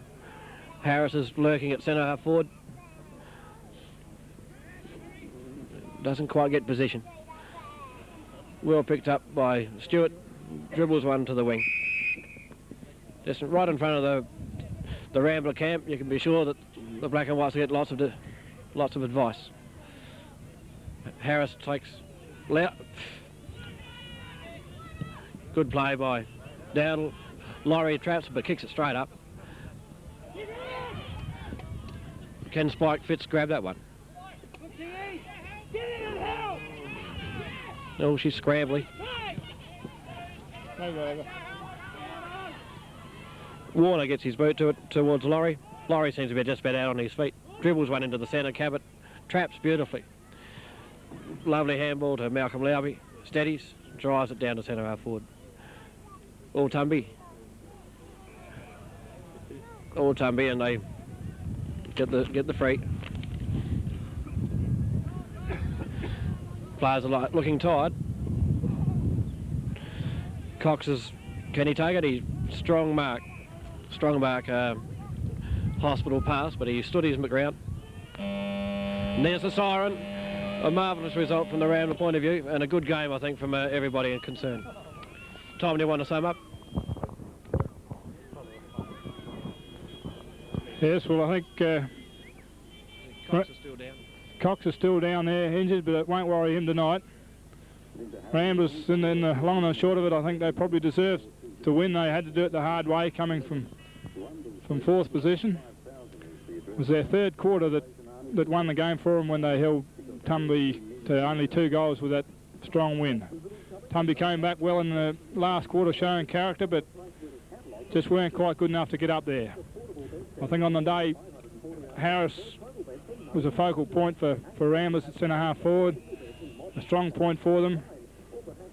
Cretton and the back lines played well for them, and they had many other contributors. Lowby in the centre played well. McDowell's ruck well. For Tumby, I thought Bunga Murphy was our best player in the first half. Young Thompson on the wing played well. Jeffrey Laurie came into the game in the last half. David Butler tried hard all day, but you can't take anything away from the winners. Must congratulate them, and bad luck to our fellas. We'll have to look to next year now. Over to you, Peter. Thanks, Tom. Goal scorers for Ramblers: Harris 3, Nagel 2, Grover 1, Bellinger 1. That makes 7. That's right. 7-10, 7-4. Low scoring game with this breeze. Played in a good spirit. Well done, Ramblers. Bad luck, Tumby.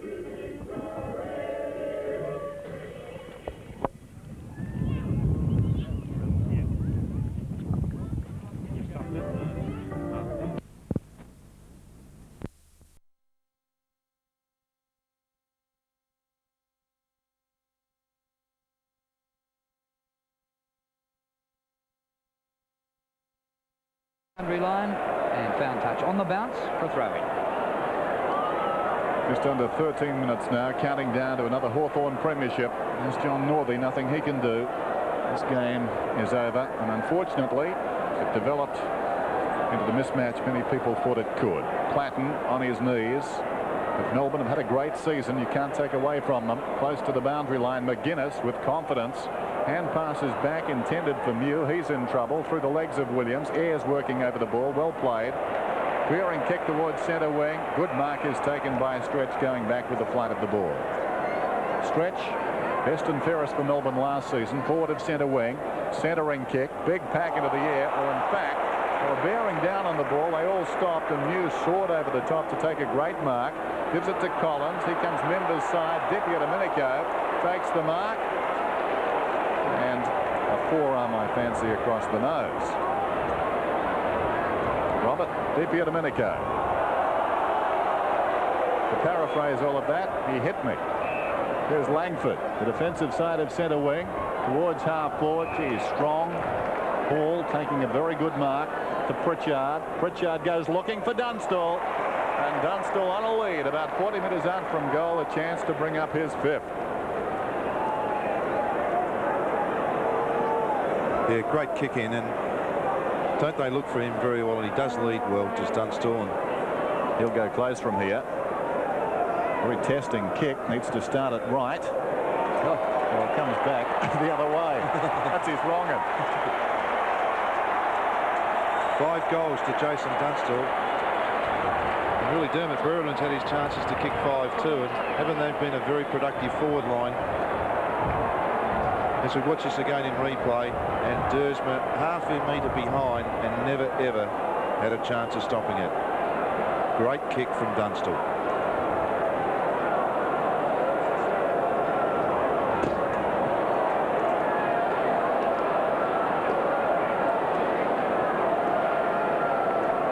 Minutes left in the match, and Hawthorn 127, Melbourne 51. Tapped out of the centre, Melbourne go forward. Langford helps it back for the Hawks. Lovell, the youngster, drives it long. Oh, Williams backs into it and takes an excellent mark. David Williams had 3 or 4 chances in the 3rd quarter. Pretty good mark in the end. It was always an uncomfortable ball, wasn't it? Had to go back. Kicked 2 goals, 3. Just about directly in front, 40 metres out. And he sprayed that to the right. Well, that's a poor result for getting the ball so well. He's taken 6 marks and had 9 kicks on the forward line for just 2 goals. The man standing him up at the moment, Gary Ayres, number 7, who's been absolutely superb. Gary Ayres playing in his 6th successive grand final. Dipia Domenico is playing in his 7th, not successive. Michael Tuck in his 9th. And Dermot Brereton is playing 6 grand finals, and he's only been playing league football for 7 years. So it's great when you go to a top club. Here's Steins. Collins gets back there and takes a good mark, stopping it going through for a goal. Collins, it's been solid all day towards the outer. Here's coming over the top. Platten in deep trouble. Johnson goes down, taken low according to the umpire. He'll get the free kick. So the margin is 75 points. We've talked about sides coming from 5th to a grand final, something of a Bermuda Triangle for them. And Melbourne at least trying to get the margin down. It will be a triangle of ships that have gone down too. Yes. Alan Johnson, deliberate shot, slides it across the face, and through it goes for a minor score. So Demons now not kicking straight, and all sting's gone out of this game. Stuck at it, but they've been outclassed this afternoon. Ayres in short. Schwab takes the mark, plays on, hugging the boundary this time. Hall almost the mark. It falls to Platten. Great acceleration again from standing still to top pace in about 5 strides. This is Yates from the kick. Feeds Lovell. On the outer side wing, the centering kick, too much carry. That was bad luck. The head of Lyon. Langford charging through, kicks towards half forward. Lovett's in the row. A great example of chasing too there by Hawthorn. They lead the game by a long way, but I think they're aiming for a margin somewhere in the 80s. Here's Yates centre wing. Centering kick, Mew at the back and Abbott at the back. Paddles for a teammate. Any amount of them there. Schwab. But Lyon's there. Ball jolted free. Tuck gets Lyon. Good tackle. Umpire said ball held in. Give it to me, I'll ball it up. Todd Viney there. As the clock ticks down, under 9 minutes left in the 88 grand final. Abbott wins. Melbourne players there. Comes out from Flintoff to Lovell. Kick very wide. Oh, Ayres. Brilliant game. Remarkable mark, that one. Ayres, members side with a kick. Pinpoints it. Langford takes the mark. Collins dashing up from the back pocket. Spears a pass to centre wing and Green. Pritchard outside him.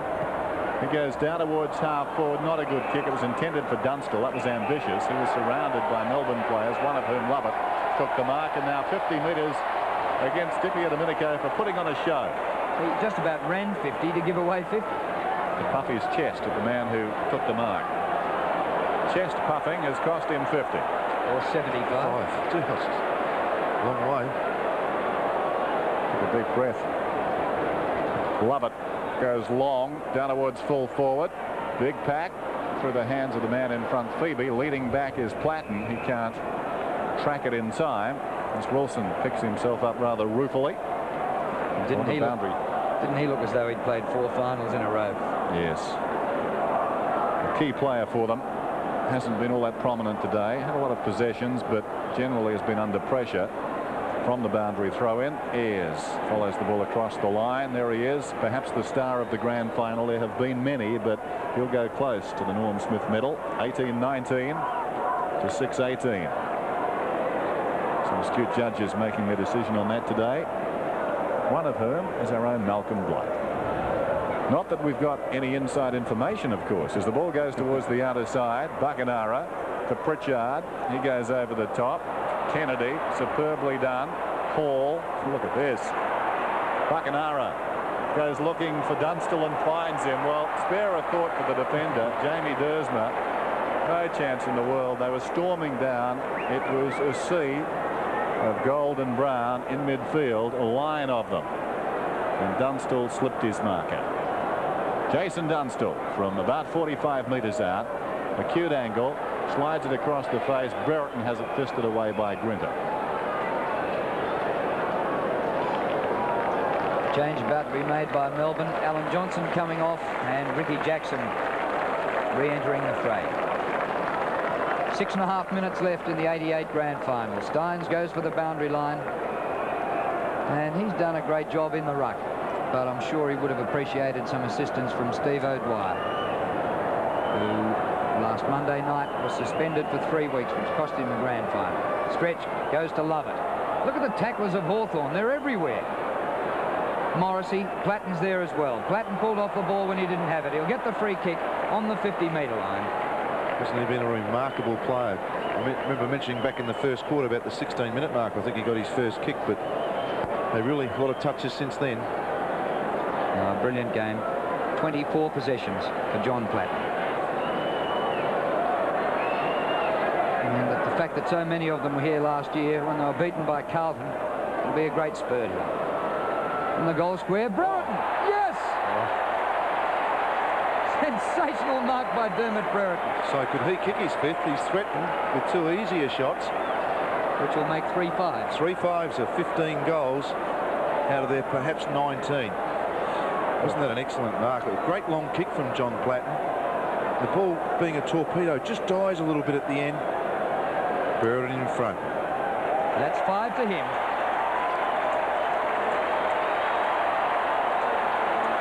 We wanted front position. Simple as that.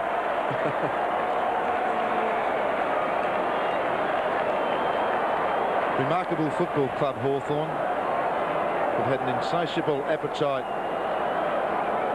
not only for playing in grand finals, but for winning them. And out of 6, they've won 3. It's a pretty good record, really, when you get to this far against quality opposition. To come up 3 in a row, terrific stuff. Just over 5 minutes remaining in the 1988 VFL Grand Final. Hawthorn have annexed their 7th premiership. Massive margin now. Out of the centre, Langford towards half forward with a kick. Brereton, who's got 5, in from the side, couldn't hang on that time. Kennedy was taken high and gave himself a free kick. Kennedy out wide into a nest of teammates, one of whom is Hall. Clever deflection, gets it to Dipia Domenico to Green. Superb run. Have a shot, Green, is the call from teammates. He misses. Through it goes for a minor score. I guess it's a good time now, with that score 19-20 to 6-18, to talk about Alan Joyce. Played with Hawthorn in the early 60s. He coached Preston and went to East Fremantle. He coached Newtown in New South Wales. On the New South Wales state side, Tuck's got it. Trying to increase their lead. Buckenara in deep trouble. This is Morrissey. Short passes on. Green, clever mark. He plays on quickly from 40 metres. He's off target. Dunstall. Oh, what a courageous mark. Free kick. Free kick to Dersma. Dersma goes in short. taken by Newport, who scrambles it towards the boundary. It's out of bounds. I was talking about Alan Joyce. He coached again in the WAFL. He's from Attle, the second time in Perth. This time last year, he was director of football at Hawthorn. Of course, misfortune struck Alan Jeans. Alan Joyce took over as coach, took over from a legend. He's done it his way this afternoon. Congratulations to him. The Hawks going for a record here. Abbott on the run. Can he kick his sixth? He can! And that is a record margin in a grand final.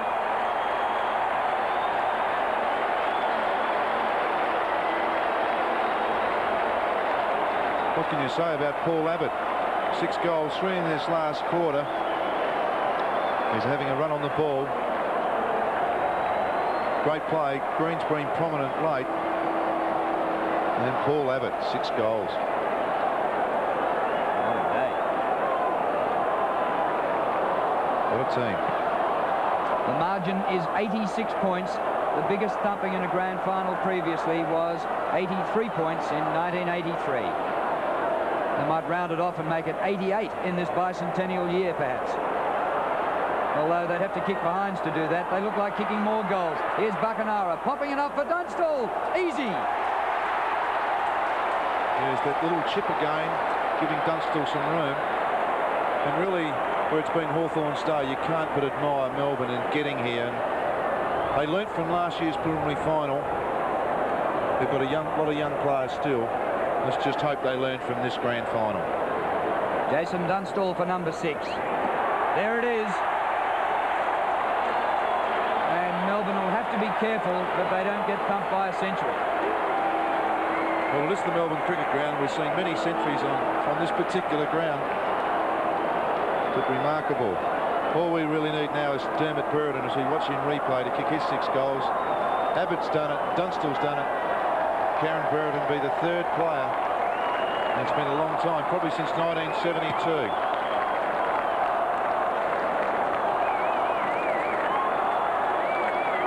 They tell us the door is shut. Dennis, I would suggest it's been shut. It should have been shut on the other box. The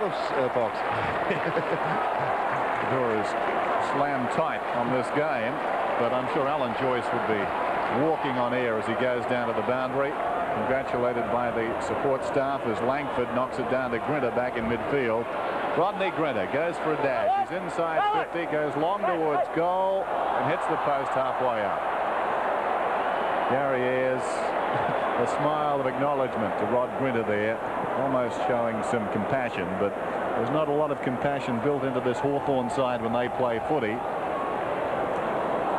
Peter Schwab towards the outer side wing with the kick. Wyan trying to fist away for Melbourne. Platten off the ground, still playing the percentages. Pritchard, 2 on the overlap, one of whom is Tuck. He carries the ball towards centre wing. Hughes knocking it away from Brereton. So we're down to 1:59 in the grand final. There he is, Alan Joyce. The pressure is off. I detect a bit of a smile for the first time this year. Not Joyce. No. The amazing thing is he looks like finishing up being football manager again next year. 1 season as a VFL coach, 1 premiership, and back you go. He'll probably smile more. Here's Abbott. 91 points is the margin. 1.5 minutes left. 2 goals to make it a century. Collins up to half forward. Brereton. They're working it quickly. It's not beyond the realms of possibility. Brereton goes short and inside 50. Pritchard pops it for a beautiful play. And Jason Dunstall on the point of the goal square. They've had 95 more possessions than Melbourne. That tells the story as we watch this in replay. And great team play again by Hawthorn. Dunstall now going for number 7.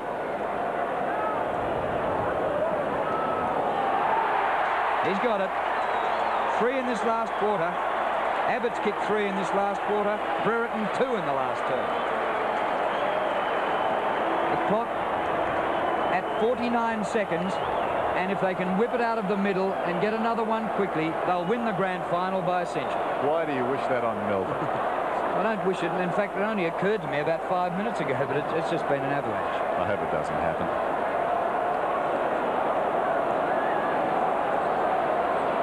So, this game, in its death throes, The celebration's about to start. Well, in fact, in some areas they've started. They've known for some time they were going to win their 7th premiership. Out of the middle, Melbourne defiantly. Green goes down. Langford back towards the centre. We're down to 39 seconds. Stretch takes the mark. Stretch goes out wide with a kick. The mark is taken out there by Stynes. Jim Stynes, possibly, in fact, I'm sure, Melbourne's best player, to Lyon. 22-20 to 6-19. Here's Gary Lyon, forward of centre wing. Gets the spiral to go for him. Long down towards the kick-off line. Off hands. Opportunity for Melbourne. Taken by Wilson. Scrambles it through for a minor score. We're down to 7 seconds. That will be the last action of the grand final. Hawthorn have won this premiership. Wait for the siren now. Wait for the reactions around this ground. Chris Mew has the ball. We're out of time in the grand final.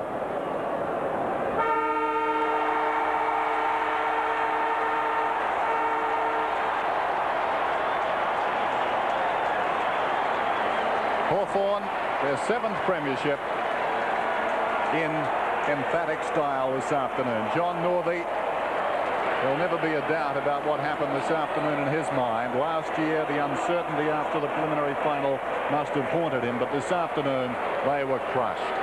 Absolutely crushed by one of the best football teams we've seen in this land for a long time. 3 losses on the season, and in the VFL competition, that stands for much.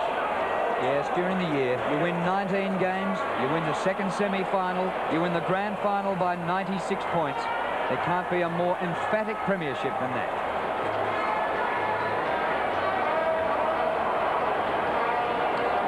Melbourne players absolutely shattered. Not a lot different to Collingwood in 1980 and Essendon in 83, who came through from the elimination final to get walloped in the grand final. I suppose we say this at this time every year. There's O'Dwyer, Steve O'Dwyer, who was suspended early in the week, commiserating with Jim Stynes, but much was made of that suspension again. And what we saw today, it would have stood for naught. We say this at this time every year about the team that has won the grand final. Perhaps it's the beginning of a dynasty. Perhaps they're going to go on and crush opposition sides over next season and the season after that. There's Alan Joyce with Dermot Brereton. That's too much to say, but suffice to say they've been the best side in the land without question this season. John Northey, well, he was powerless from early in this game. Hawthorn got their act together. They led by 17 points at quarter time, by 49 points at half time. It was out to 56 at three-quarter time. And finally, 22-20 to 6-20 tells the story. We'll be back right after this break.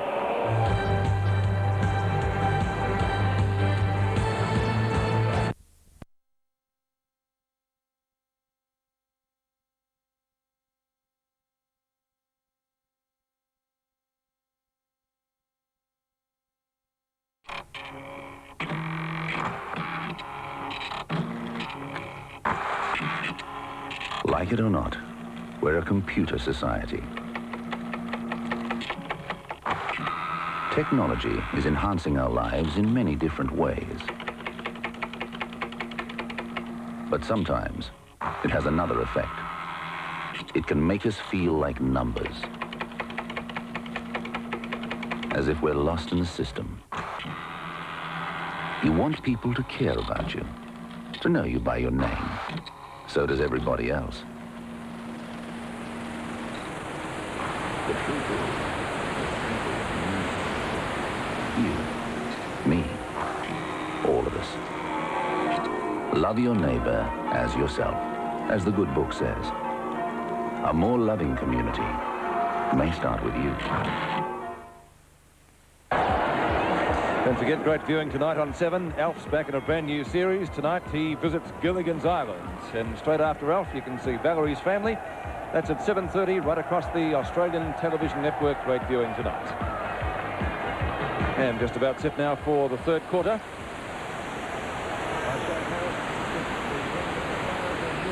Geelong leading by 26 points in this Panasonic Cup match. Tony Lockett in the centre in the ruck. And wins the tap out. Ablett can't control the ball. A chance for Coughlin. In comes Couch. Gets beaten for it by Jones, who looks a likely sort of a colt. Down towards half forward where we should find Troy or Darcy. It's the latter. He's gone for a short pass, a little bit too long for Bruns to handle. Back it comes to Bradley Gotch, and the Saints swing into attack again. And here's a chance for a goal. Owen straightens up 20 metres out. I don't think he's missed this one. It looks good. It is. And that's just what they needed, Don Scott, to start this quarter. Yes, that's right, Peter. That's St Kilda scored their second goal, and really I think it was a mistake by the Geelong players. Mate, they all took off. They started running. Rod Owen dropped back. Bradley Gotch intercept. Got the ball from Nathan Burke. A long kick. And Rod Owen by himself there registers St Kilda's second goal. Let's hope that they can make now a game of it, St Kilda. Well, they kicked 5 points when they were kicking to this end in the first term. They didn't do much better last quarter when they booted only 1-2. It's 20 points the difference now. We've been playing a minute and a half in the third term. Flanagan gets the tap out. There's a chance for St Kilda to come forward again. The ball up towards centre-half forward. The mark taken by Troy. He plays on, gives it off to Boss. Boss, long kick over the wing. St Kilda defence under pressure. Elphinstone does it well. Can't break clear, but gets the handball to Lockett. Lockett's handball now goes towards Jeffrey. Jeffrey at half-back, out of side. Handballs it off to Burke. Burke now picks it up in the Owen direction, and Owen takes the mark. One kick, one mark in the first 2 minutes of the third quarter. Rod Owen in short. It's a poor kick, but it's over the head of Winmar. Play on, says the umpire. In towards centre-half forward. Geelong defence under pressure. Here's Hocking. Now throwing himself on the ball was Perry for St Kilda. Troy looking for a holding the ball decision, but the umpire decides on a bounce right on the 50-metre line. Johnny Devine looking a little frustrated, to say the least. Bounce of the ball. Centre-half forward for St Kilda. They need another goal from this forward thrust. Here's a chance for Kukamelis. He can't break clear of the Buse tackle. Ball runs free. Bairstow gets through. Handball long to Ablett. He's opposed by Frawley. Holding the man, says the umpire, and Ablett will take the free kick. Why Danny Frawley's on Gary Ablett? Well, Don? I don't know. Gary Ablett with the football. 6 kicks and 1 mark. Average statistics for the Superman of VFL football up towards full forward. Free kick being picked out of it will go the way of Geelong. And it looks like it'll go back there to Lindner, just favouring his right leg a little. Bruce Lindner could possibly get the distance from here. He's not a bad kick of the football. Already kicked 2. 50 metres out on a slight angle. Kicks the ball high in the air with a drop punt. Floats across the face of the goal. No mark taken. Here's a chance for Russell. Snapshot's good. Second goal to Russell. Hello, movie lovers. This is where Movie Scene starts, and we're going to keep you posted on all the latest movie releases here in Adelaide. So I hope you're going to join me for Movie Scene tonight, right after the Sunday night movie. If your eyes are sore and red, trust Visine for effective relief. Visine soothes sore eyes and helps get the red out fast. Which eyes would you rather have, red eyes or Visine eyes? Visine, a great solution in sight. And after that goal, Darryl Baldock goes for the phone. He would not be happy with that. St Kilda got the first goal in this quarter, but Geelong, a very quick reply through Russell. Chance for Bairstow to shoot out the hand pass, which he does. Jeffrey's there, but his opposite number 36 beats him to it. That was David Cameron. Geelong swing into attack again. Hocking's there, close to the 50-metre line. Elphinston gets it back to Bradley Gotch. And it comes to the skipper now, Frawley. A high ball. Looking for Lowe, who's got the biggest hands in the VFL. He grabs that one easily, gets it on to Owen. The ball is short. St Kilda messing around a little bit. The opportunity for Troy now, and the Cats get out of trouble. Oh, Boss copped a high one. He recovers pretty quickly, though. Low again. Dorkamir was in trouble. Gets the hand pass away. Geelong, though, are good enough to get out through Gary Hocking towards the outer side. Burke late on the scene. Bruns beats him to it. Goes for the boundary line with the educated kick. It props just inside it. Chance for Coughlin. Grabs it. Bairstow grabs him, looking for holding the ball, and he's paid it. What did you think of that goal? Well, I think it was pretty tough, the umpire, on that occasion. Passing from hand or foot hasn't been good today. And of course, as Alan Joyce mentioned, coaches haven't had that much time to get themselves up. 1D Brereton, speaking of Hawthorn. It's going to be Stoneham, number 26. And against Lockett, having a stint in the ruck. This year, of course, wearing number 4. Baldock's old jumper. Down towards half forward. Elphinstone and Grant. And got pushed out of the road. A chance for the Cats to go forward again. Hocking. And that was Russell. He's off target this time, I think, and through for one behind. He's already kicked 2 goals, won this quarter. Scoreboard in the Panasonic Cup, 46-19. We've been playing nearly 6 minutes. St Kilda desperately need a couple of goals to get some sort of momentum going. Grant. Short kick in towards centre-half back. The mark taken by Lockett. Plays on quickly. Transfers play to the members' side. Good kick. Easy mark dropped by Peter Budge. Ball close to the line. Now it's over, and we'll have a throw in on centre wing. The Saints, miserable effort so far, 2-7-19, and they trail by 27 points. We're 6.5 minutes into the third quarter. Stoneham gets the ball down to Buse. Buse with a little bit of skill, backwards and forwards, now Hocking. Handball onto Russell, outside 50 metres. Goes for goal with a long one. It could bounce through. It does. Third goal to Russell.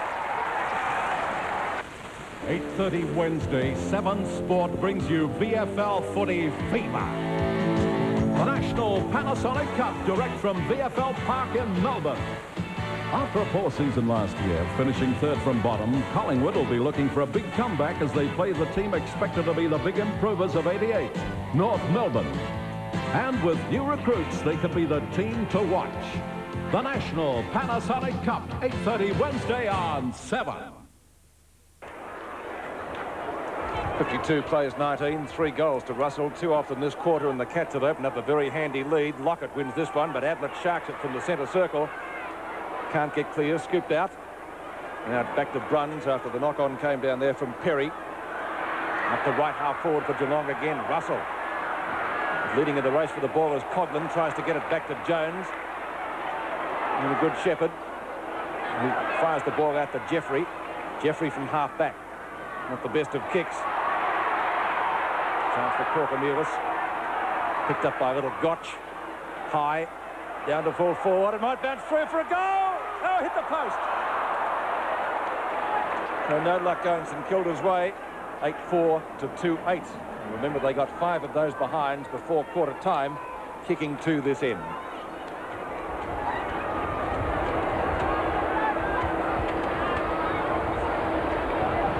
This long ball, 2 St Kilda players fly against each other, which perhaps wasn't...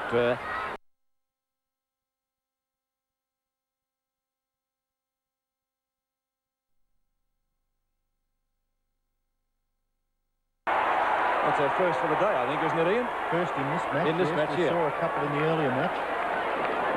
One in the earlier match gave one of the players a goal. And of course, the same thing happened last night. A 50-metre penalty resulted in a goal. Rice was the only one to go for it. Chance for Cameron. Ball comes out to Elphinstone. Now a chance for Ablett. Onto the left foot. Just hooks it a little bit too far. Behind, is it? Yes.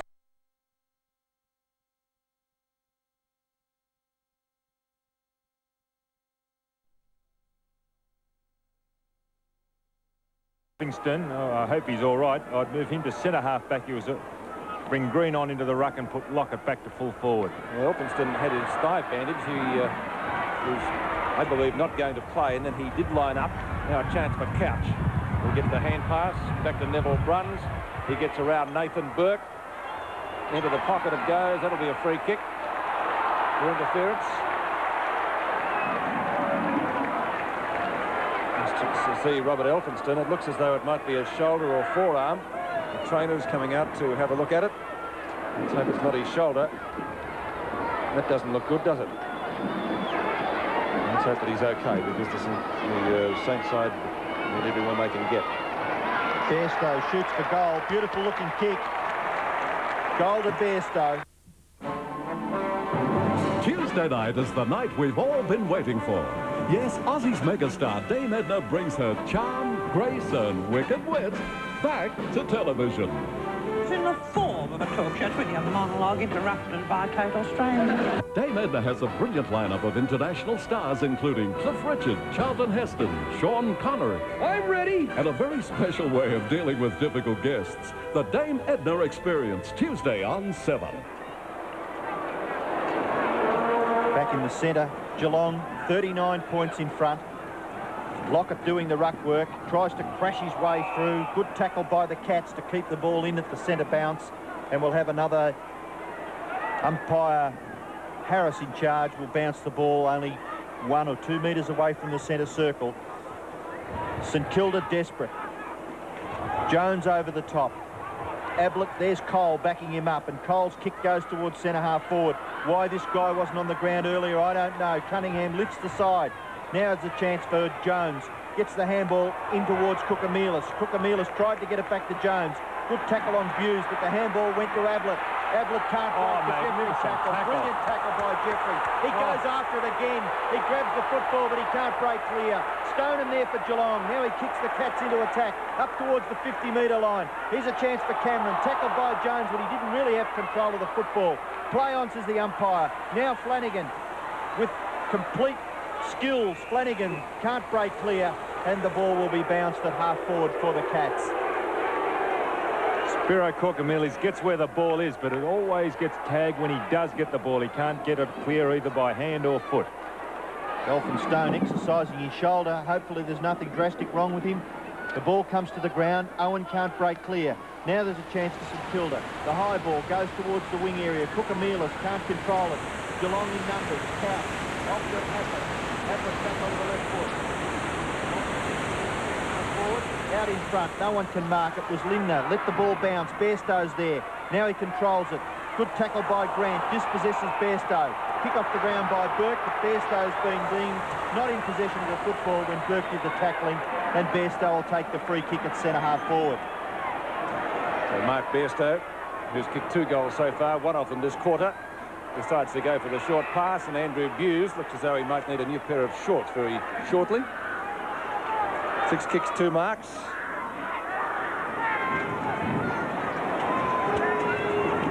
And 1 behind, I think, will be the end result of all that. It is. So 60 plays 20, 40 points the difference. Not an impossible position for St Kilda, but they'd really have to get a rattle on, wouldn't they? Oh, certainly. Their performance so far has been very ordinary. And also coming on is Kenny Sheldon, who had a little bit of experience to the lineup. Now it's a push out, be a free kick to Coughlin. Coughlin at the 50-metre defence line.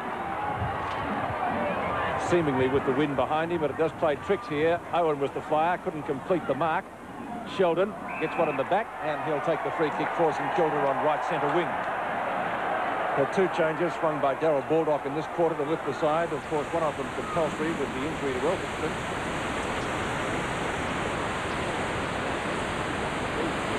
Down there, that was Troy. Back it comes to centre field again, and Scott, who kicked the first goal of the game, onto Couch. He looks for the hand pass. Russell gets offloaded. Good hip and shoulder bump. There's some soccer tactics being employed out there. In goes Sheldon. On the bottom is Couch. Out comes Hughes again. Onto Scott at left half forward. The 50-metre line. Gets tripped up, did he? Or was it a fair tackle from Joffa? Umpire calls play on. Rice tries to get it out of bounds. Scott goes out of bounds with the ball. Gets met heavily and high, I thought. And he's a little bit slow to get up. Well, I mentioned Elphinstone's injury may not be as serious. Let's go down to Peter Donegan. He might have some news for us. Well, Robert Elphinstone, I'm pretty sure, thought he had dislocated his shoulder, Pete, but the doctor had a look at it when he came back. They put some ice on it straight away, and the doctor's of the opinion that it is only a strain, which is good news because it didn't look too good for a while. No, it didn't. OK, Pete, thanks very much. So that is good news for St Kilda as Korkamelis takes possession on right centre wing. They need to do something now, St Kilda. Owen. He kicked a goal for them this quarter. Good tackle by Cole. Back to Korkamelis. The Saints, though, are still running. Peter Budge. Oh, shocker. A little bit too wide for Lockett. Winmar. Bruns.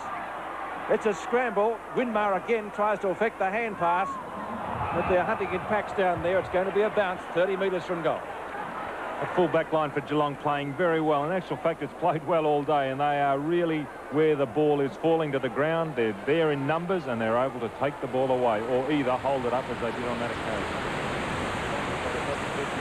As long as St Kilda did then, they would have kicked a goal, and St Kilda messed up another golden opportunity.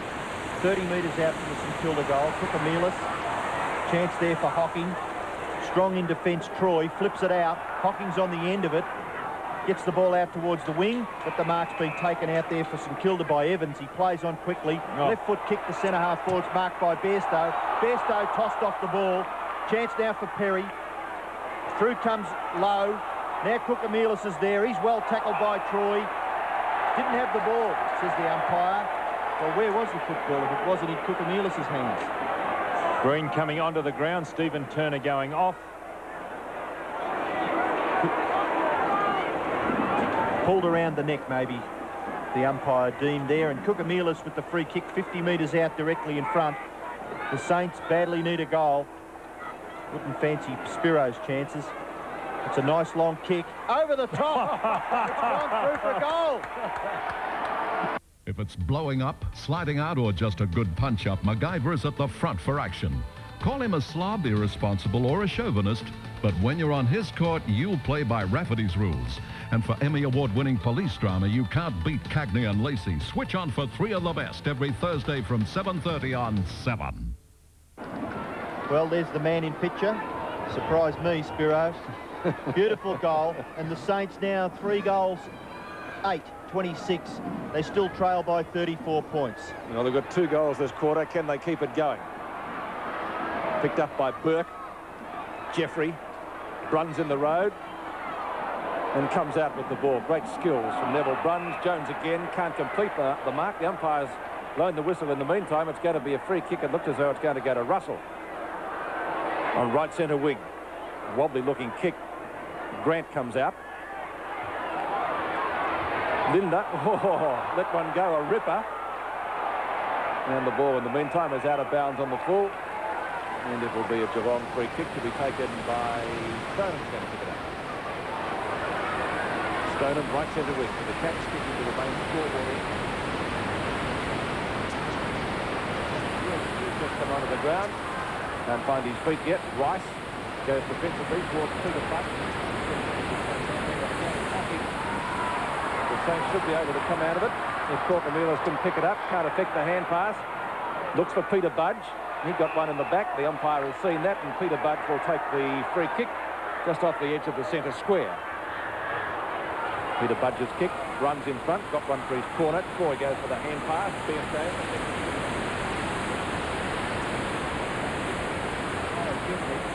Certainly will add a bit of bite to St Kilda. Former Geelong player. Kicks the ball out wide. Different player. Paul Jeffrey, that was. This is Russell Jeffrey from Jerilderie. He played against them. He originally came from Darwin, went to Geelong and then to Jerilderie. Up towards full forward. Chance now for Peter Budge, and he kicks a goal for St Kilda. And do they need that? Their 4th goal. I think he played one match for them, didn't he, last year? And that was against Geelong.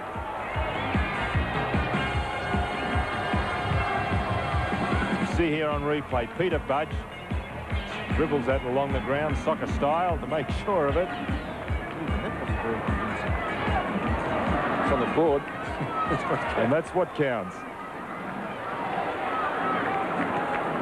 I'm still a little bit worried about that centre position. I'd like to see Danny Frawley out there, out of that position, and a more attacking player in there. Well, if St Kilda can kick a couple more goals in this 3rd quarter, maybe we will have a contest. Danny Frawley up towards centre forward, and the mark's been taken by Lowe. Just over 50 metres out. Long kicking, not his strong point last year. Let's see if he's improved over the summer. Lowe goes for the drop punt, kicks it into the square. Lockett's in front, at the back. Troy to tidy up, but he safely sees it through from behind to St Kilda. That's their 10th, 4-10-34, 4-9-33. And they're 27 points in arrears of the Cats. Darcy with the football.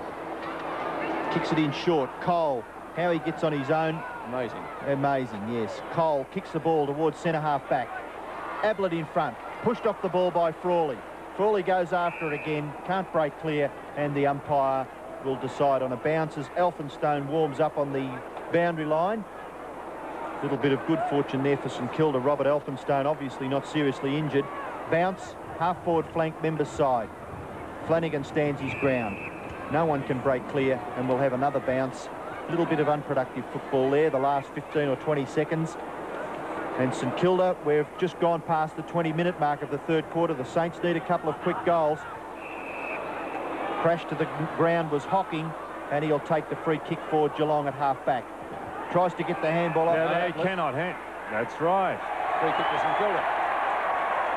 It'll go to Frawley.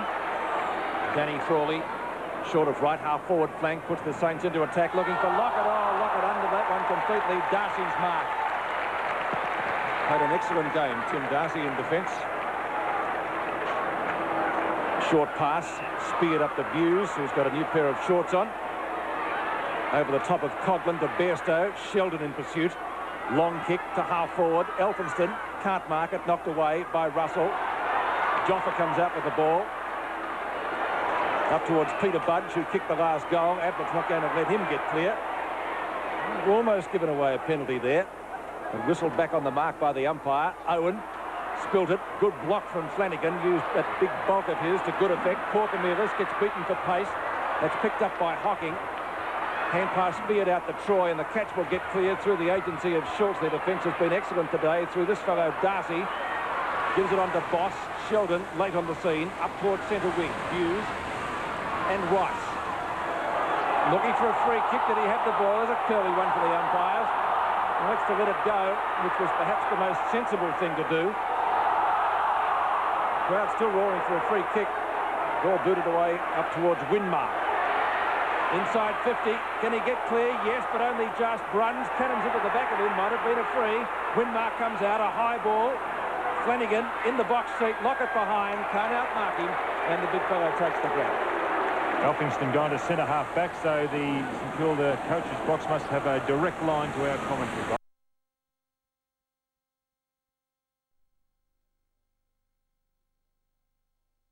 Pole at half back. Goes over the top with the hand pass. Morgan now on the field for the Cats. Kicks it up towards centre wing. Geelong in trouble. Go after it again. It's Cunningham on the bottom of it. Gives it to Sheldon. Sheldon's first kick's a left footer. Up towards half forward. Cookamelis drops a sitter. Gets the handball out wide. Here's a chance now for the Saints. Second base. He's short. About 40 metres out directly in front.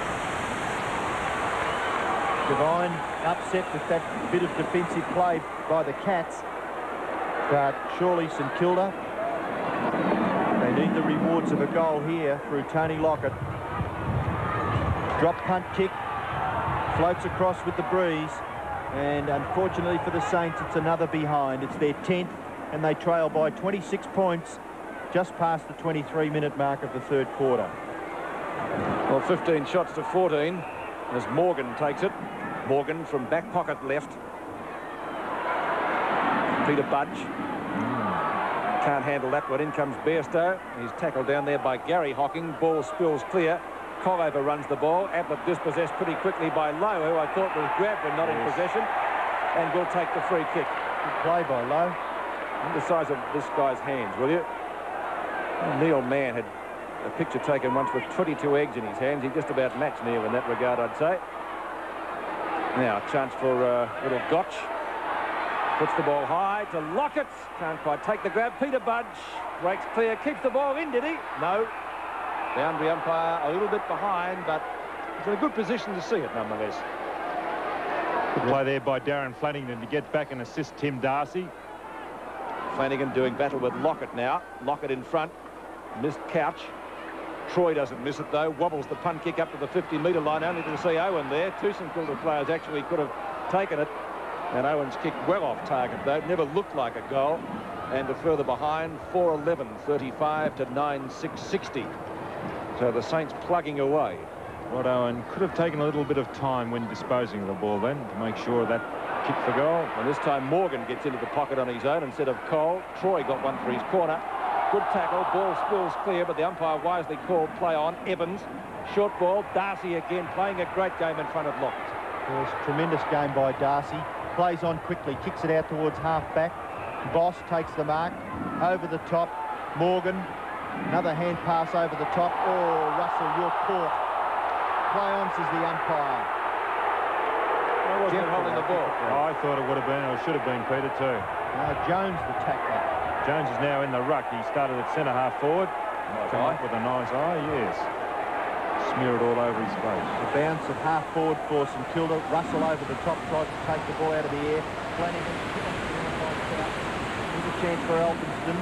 Controls the ball well. Off to Burke, back to Elphinston. Back to Rice, who's come up from the back pocket.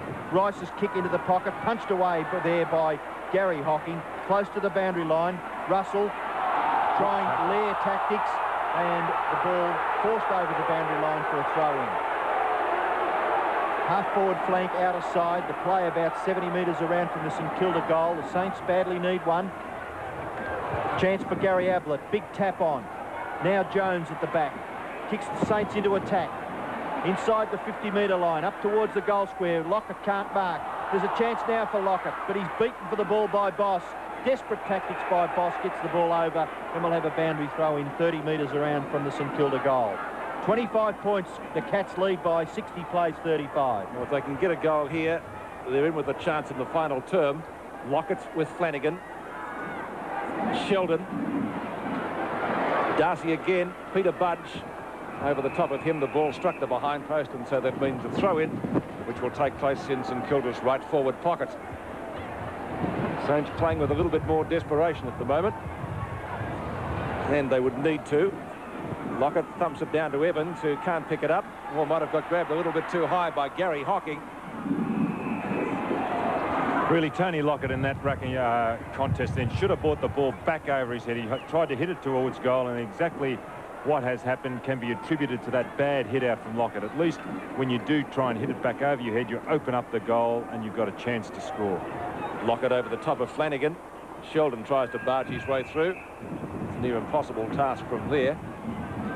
Now he should bring it back on this occasion over his head if he does get the hit out. Past the 27-minute mark of the quarter. Low this time, but Lockett wins it. Picked up by Winmark. Gives it back to Gotch, who has a snapshot at goal. Will that carry or will it not? No, it won't. Mark is taken by Darcy again. Now he kicks into the man down there. Now what's going to happen here?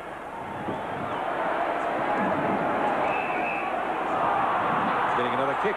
That should be, shouldn't that be, if he's run over his mark, that should be a further penalty. Shouldn't it be a 50-metre penalty? If he ran over the mark, he almost did the same thing again. Now here's a chance. Having a snapshot to St Kilda is Owen, and he's put it through for his second. So St Kilda lugging away, 5-11-41 to 9-6-60. Well, I reckon you learn things that are better than that in under-10 football, don't you? We see here on replay Darcy. Oh, he's already kicked it into the man on the mark once. He's gone back and had a deliberate shot and kicked it into the man on the mark again. Not a tidy kick off the boot from Rod Owen, but certainly effective. Well, the Saints, at least they're in there with a chance. They now trail by only 19 points. We're well into time on in the third quarter. 60 plays 41. And if they could get this hit out from the centre, score another goal, maybe the last quarter, there won't be much in it. Flanagan gets the tap out. A good punch on by Gotch. He's been crashed to the ground as he did it. Maybe the kick's down the field. It is. It'll go to Sheldon. Gotch recovering slightly from that severe blow. Sheldon kicks the ball in the Lockett direction. Darcy at the back. Lockett can't mark.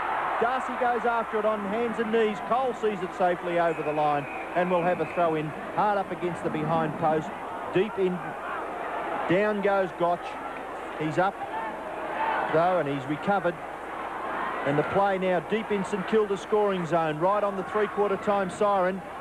Here's a chance for the Cats to come clear. Bairstow on to Bruns. Bruns steadies, kicks the ball to half-back. Mark should be taken by Elphinstone. It's not. He gets the handball to Kukamelis. He falls over at the crucial stage. A free kick's been paid to Elphinstone on centre wing. Elphinstone to kick St Kilda into attack again. Plenty of Geelong defenders down there. Morgan gained possession, lost it just as quickly. In goes Bruns. Picked up. The siren goes for three-quarter time. And the latter part of the third term, certainly a good one for St Kilda. But Geelong still leading. 9 goals, 6-60 to the Saints, 5-11-41.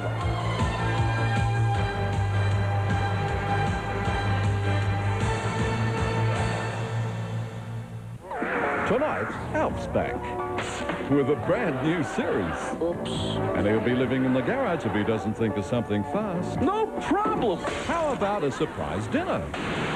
Then the chaos continues with Valerie. I don't feel like one of the guys. Wrestling. It's perfect for you. But not for Valerie. 1, 2, 3. It's over. And Out, a night of surprises with Alf and Valerie, tonight on 7. I think I'm ready for an ice cafe. Take Nescafe Blend 43. Add milk, ice, and give it a bit of a shake.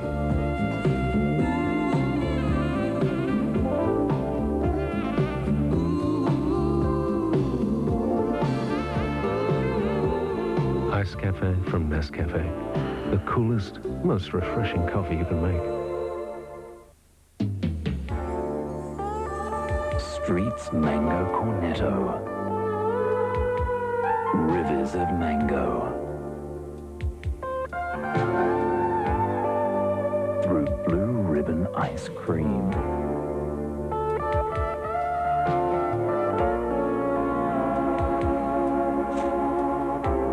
Streets Mango Cornetto makes the moment perfect. Australia's hottest rocker has got one album destined to be a classic. Jimmy Barnes, Freight Train Heart.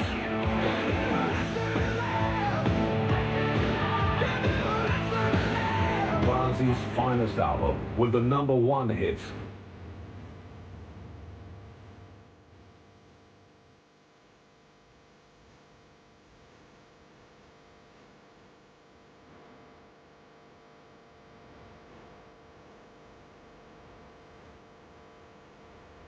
A new single, Driving Wheels.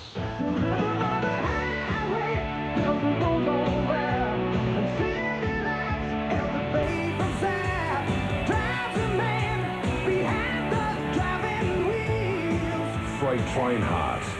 Truck into your record store now.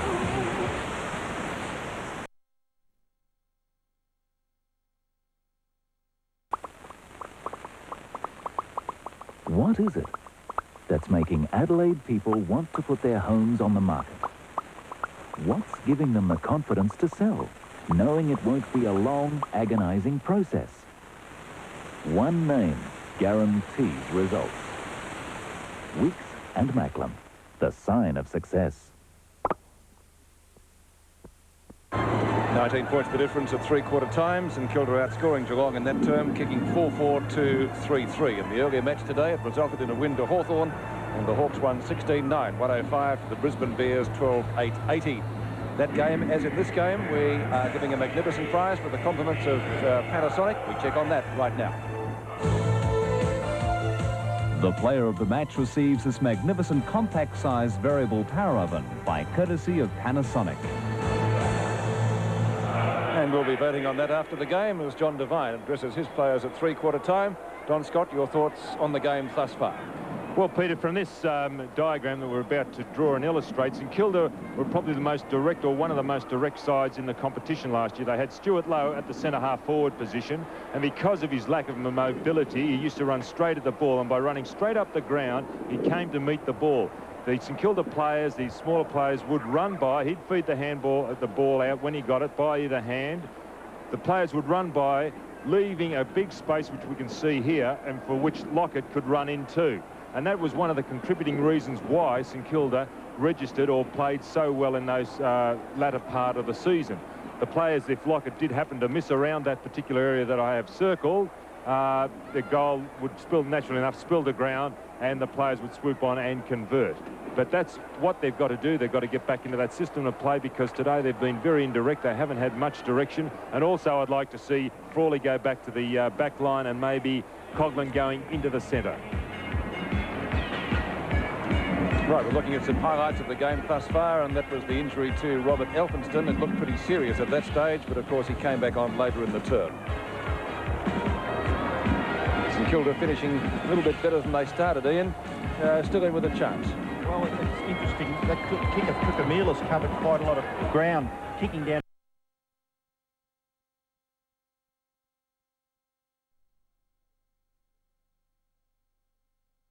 Need to get the ball away from the centre circle, and this is the problem that they've had. Big Darren Flanagan has been a tremendous player for Geelong. Hasn't had many possessions, but he's done a lot of good work around that centre circle area.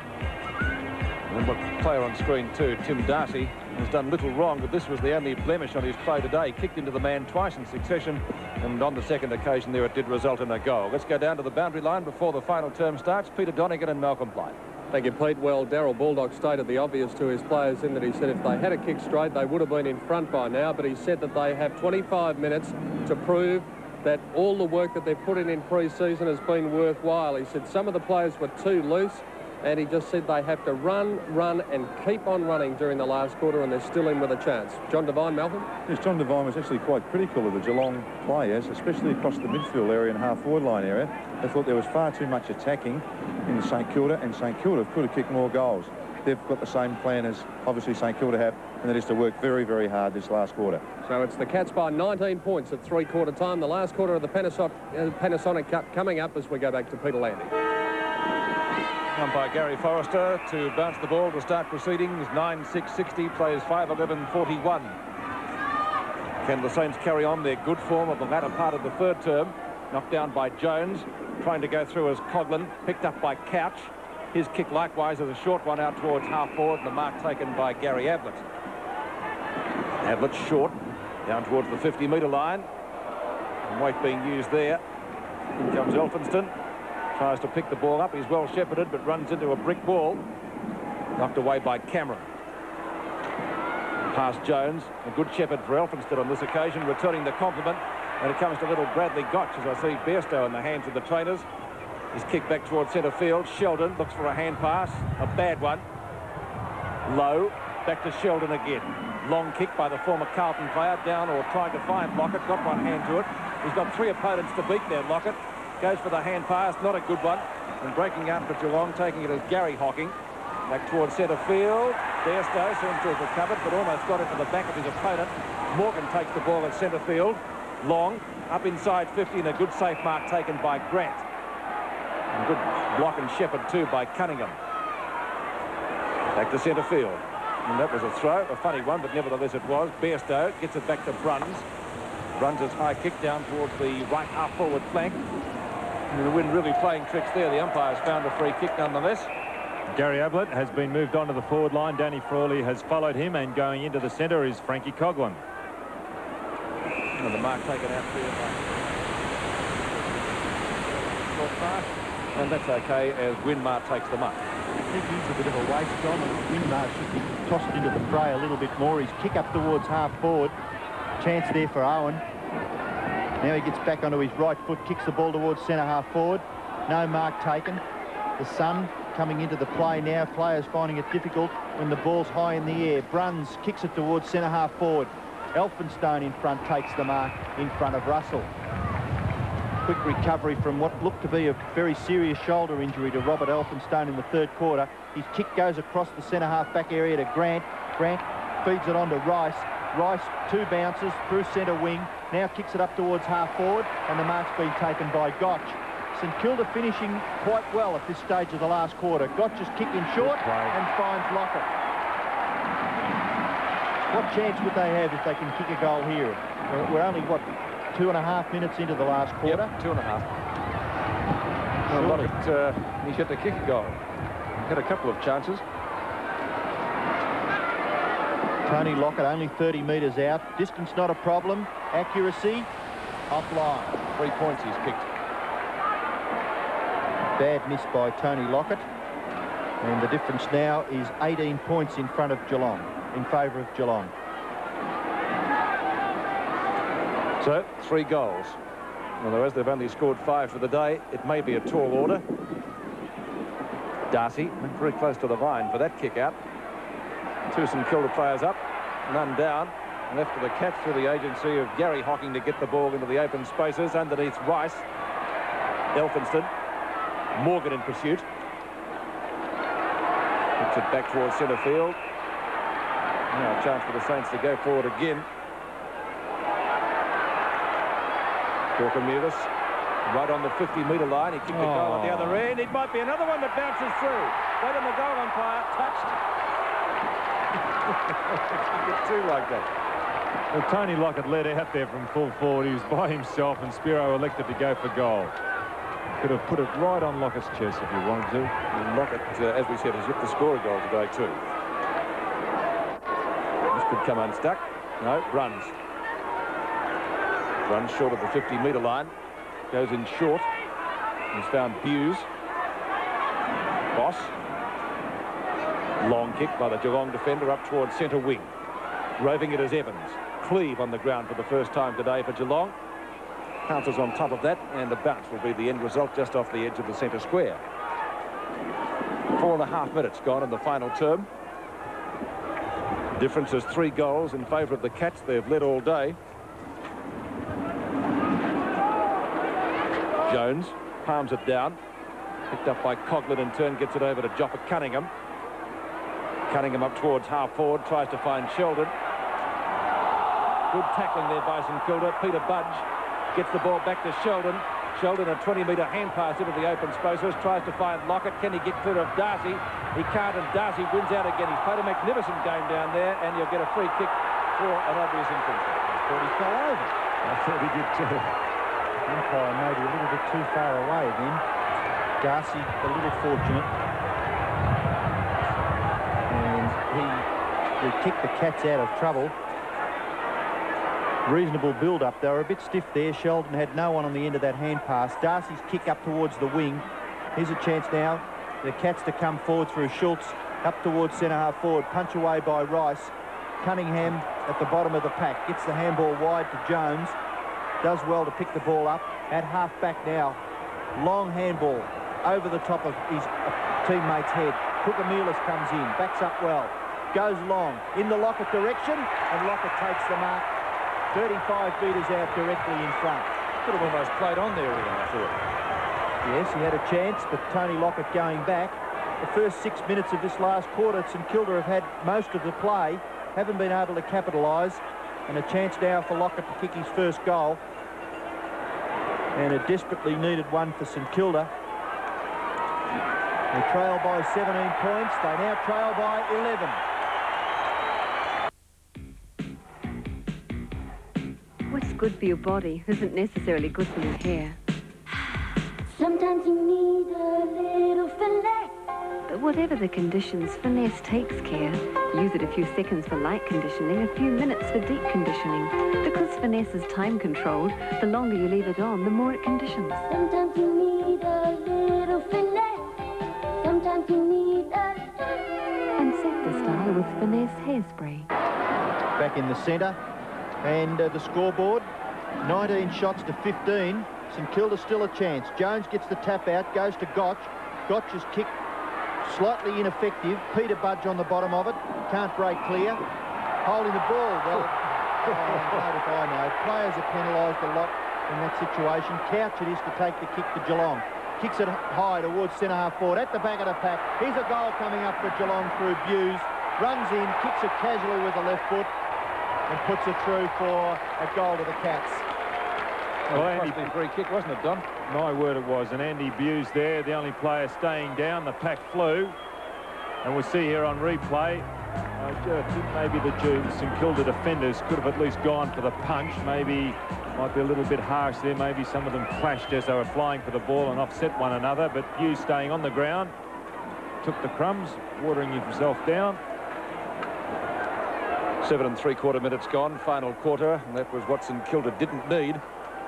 Still in with a chance, a difference of 17 points in favour of Geelong. Flanagan wins that one away, but it's sharked by Coughlin, who puts the Saints into attack. He'll look for Lockett down there, but playing in front is Boss. After the centre and Jones. Been paid. Jones high to left half forward flank. Lowe's there. Winmar supporting him. Lowe doesn't drop those. Chips it in short. And it's okay. Coughlin making good ground. He's right on 50. A little bit slow to get rid of that. A chance for the Cats. Head of Gotch for the Saints. He straightens up and has a shot. It's coming around, but not enough. And through for 1 point. So that makes the difference now 16 points. 10-6 to 6-14.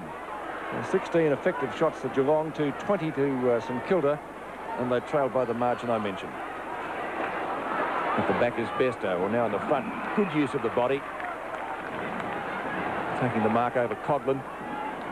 Besto from left half-back flank. Looking for Couch. Evans is right there with him. Both players misjudged the ball. Picked up by Couch. He has to get rid of the ball when hurriedly tackled. It comes out to Bruns on centre wing. Bruns spears the pass, trying to find down there in Linda. He's already kicked a couple of goals for Geelong. St Kilda's defence working well. Rice takes the hand pass on the edge of the square, gets clear of Cleve. Sheldon fumbles, gives it to Corcomelis, who intended to give it to Corcomelis. It was a bad hand pass. Cunningham might be able to retrieve the situation for St Kilda if he can. That's a better one, looking for Nathan Burke. He'll be well shepherded by Owen, but he fumbles as well, so the Saints not doing it well at the moment. Cog on centre wing tries to pick it up for Geelong. Got plenty of opposition. Oh, he gets cannoned over the boundary line, and it will be a boundary throw-in. A sloppy handball by Kenny Sheldon in the centre of the field. St Kilda were away if he could have given it to his teammate. And now we've got a boundary throw-in on centre wing. And St Kilda, time just ticking away. Now Geelong a chance to go forward. Hughes again. Kicks the ball into the centre. Bruns throws himself at it. Can't quite grasp it. Corcomelis finessing. Oh. He's messed it up again. Couch on the end of the handball. Kicks it long towards full forward. Gary Ablett jostling. Grant at the back. The bounce favours Grant. He'll come back. Well, he doesn't know which way to go. He elects now to go to the outer side, and that was probably the best area. Overrunning it is Rice. Goes back after it again. At half-back. Chips it in short. In the centre of the field. It's an ill-directed kick. Chance there for Geelong. Player down behind the field. There's a jostle of players outside 50 metres, and the umpire will bounce. The result of a heavy shepherd by Danny Frawley and Wayne Russell on the ground. He was floored by Danny Frawley. Certainly a heavy shepherd. Bounced just off the edge of the 50-metre line. Jones flew high, couldn't get a decisive tap out. Ball finally booted away. I think it was by Sheldon, but it goes to Bruns, who had the ball, ducked his head. He ducked his head. And gets the free kick. He's been a bad player today, Neville Bruns. He's roved well, covered a lot of territory. Bruns from right centre wing. Straight down the ground, and a good safe mark taken by Grant. And I think Robbo played mostly on the forward line, didn't he, last year? Well, he took a couple of sensational marks for St Kilda up in the forward line against Melbourne in the game last year. Yeah. Anyway, being tried out in defence today. Elphinston's kick up towards Peter Budge. He looks for Gotch. Got the sun in his eyes, I think. Lost sight of that one as the ball was hustled over the line by Gary Hocking, and a throw-in will follow. 60 or 50 plays 66, a difference of 16 points. We've been playing 12 minutes, so plenty of time for the Saints if they're good enough. It's going to be Flanagan against Jones. Jones wins that one, puts it straight down the throat of Corcomelis. A chance for the Saints to go forward again, up towards Winmar, and Winmar marks about 70 metres from goal. Not much of this fellow, but what he does do is usually spectacular. Gone for a short pass. Corcomelis had dropped in short.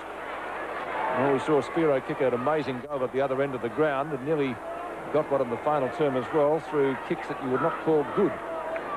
Now, change being affected for Geelong as Russell is coming off the ground, and coming on is Denham. The deck with Corcomelis.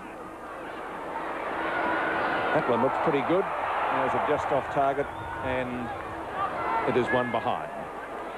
So another point to St Kilda in the Panasonic Cup. 51 plays 66. 15 points Geelong lead by, approaching the halfway mark of the last quarter. The Saints need to kick another couple of quick goals. Darcy goes to the outer side. St Kilda 2-on-1. Schultz the man outnumbered. Lowy the marker as Russell on the interchange bench. Result of a heavy smack in the mouth. Lowe kicks towards centre-half forward. Dropping in short and reading the play well was Troy. Gets it off to Bairstow. Bairstow in towards centre-half forward. Chance there for Frawley.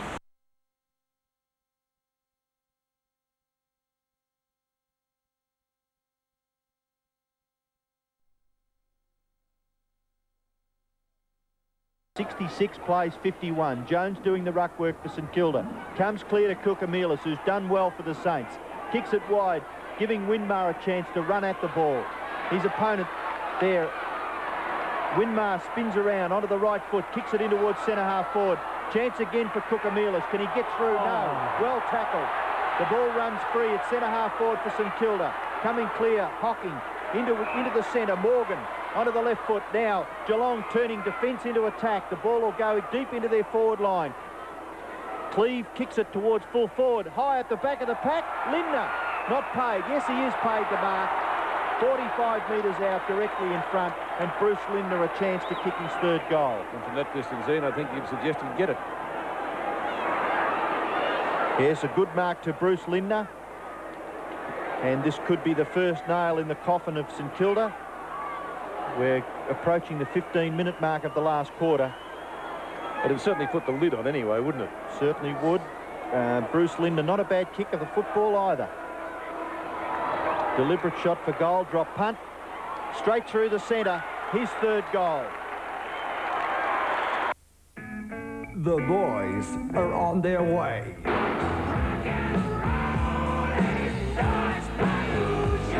Gary Van Egmond presents AC/DC and the greatest rock and roll show on earth. AC/DC World Tour 8.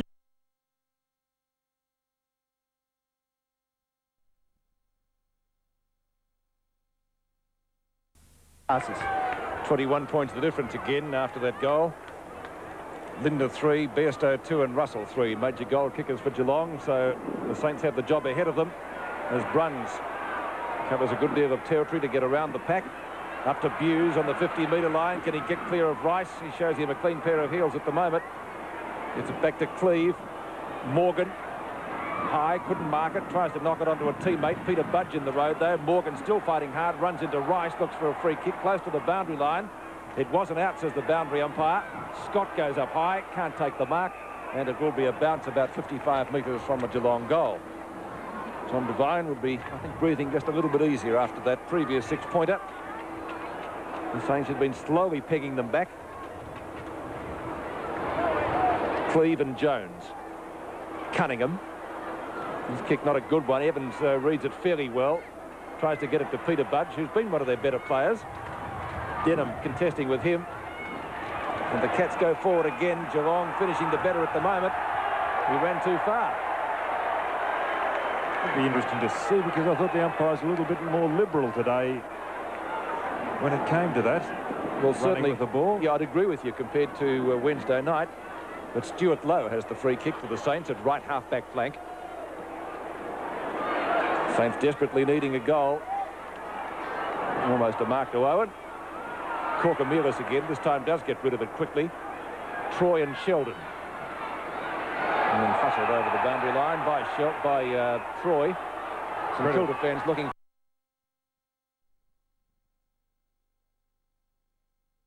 Used his weight, but just couldn't shift him. Flanagan with Jones. Won by Jones. Plenty of Geelong players there. Picked up by Troy. Back it comes towards the centre square. In front is Morgan. Is possessed pretty quickly. Owen looks for a hand pass. Finds Cunningham. Can't take it. Fumbles at the crucial moment. And there are Geelong players everywhere. Couch goes for the hand pass. But it comes out to St Kilda's Jeffrey. To Elphinston. Now here's a good build-up. Little Gotch gets it over to Sheldon. That wasn't a good hand pass because Bruns was right there with him. He could be penalised for holding the ball. A little bit lucky, perhaps. A bounce will take place. Bruns obviously thought he should have been awarded a free kick.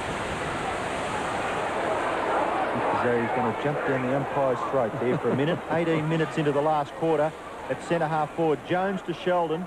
Sheldon with the right foot when...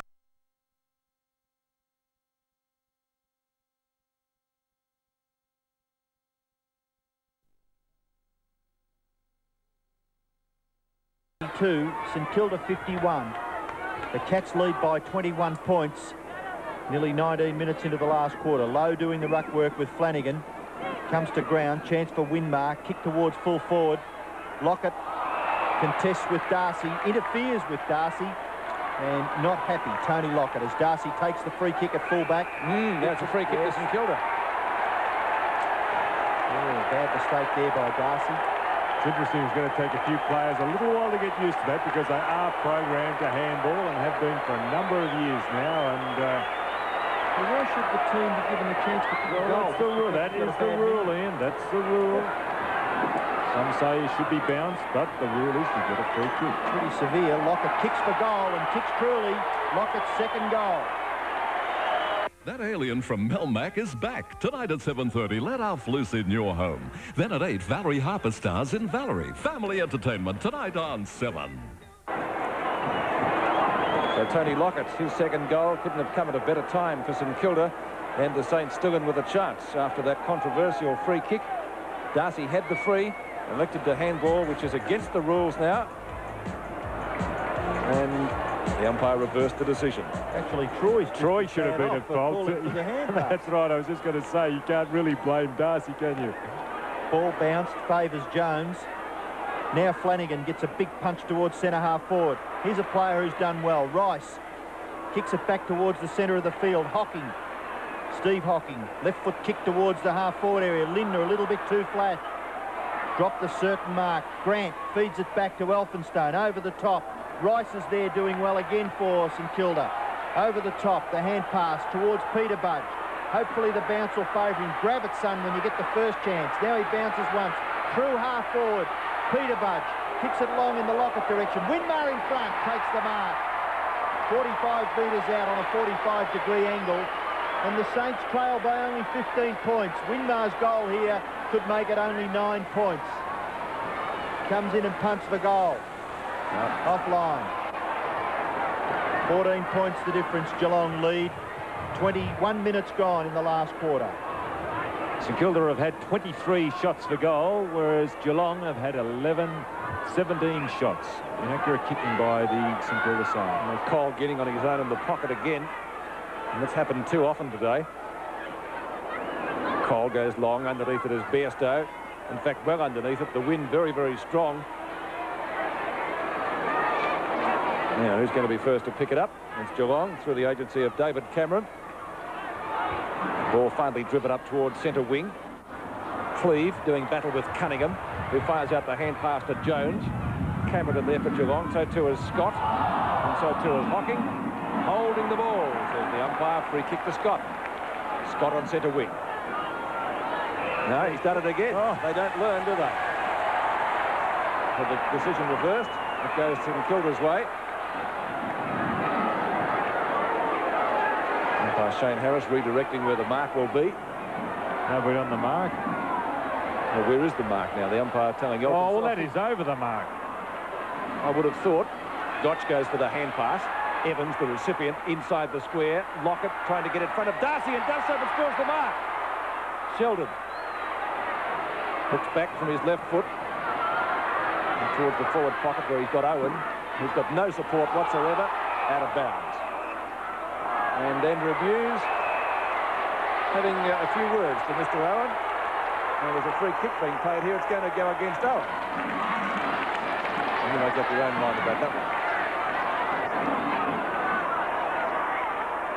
Hughes goes for the short pass. Scott on the end of it. Has to play on. Breaks the tackle from Winmar effectively. He's pretty quick, this little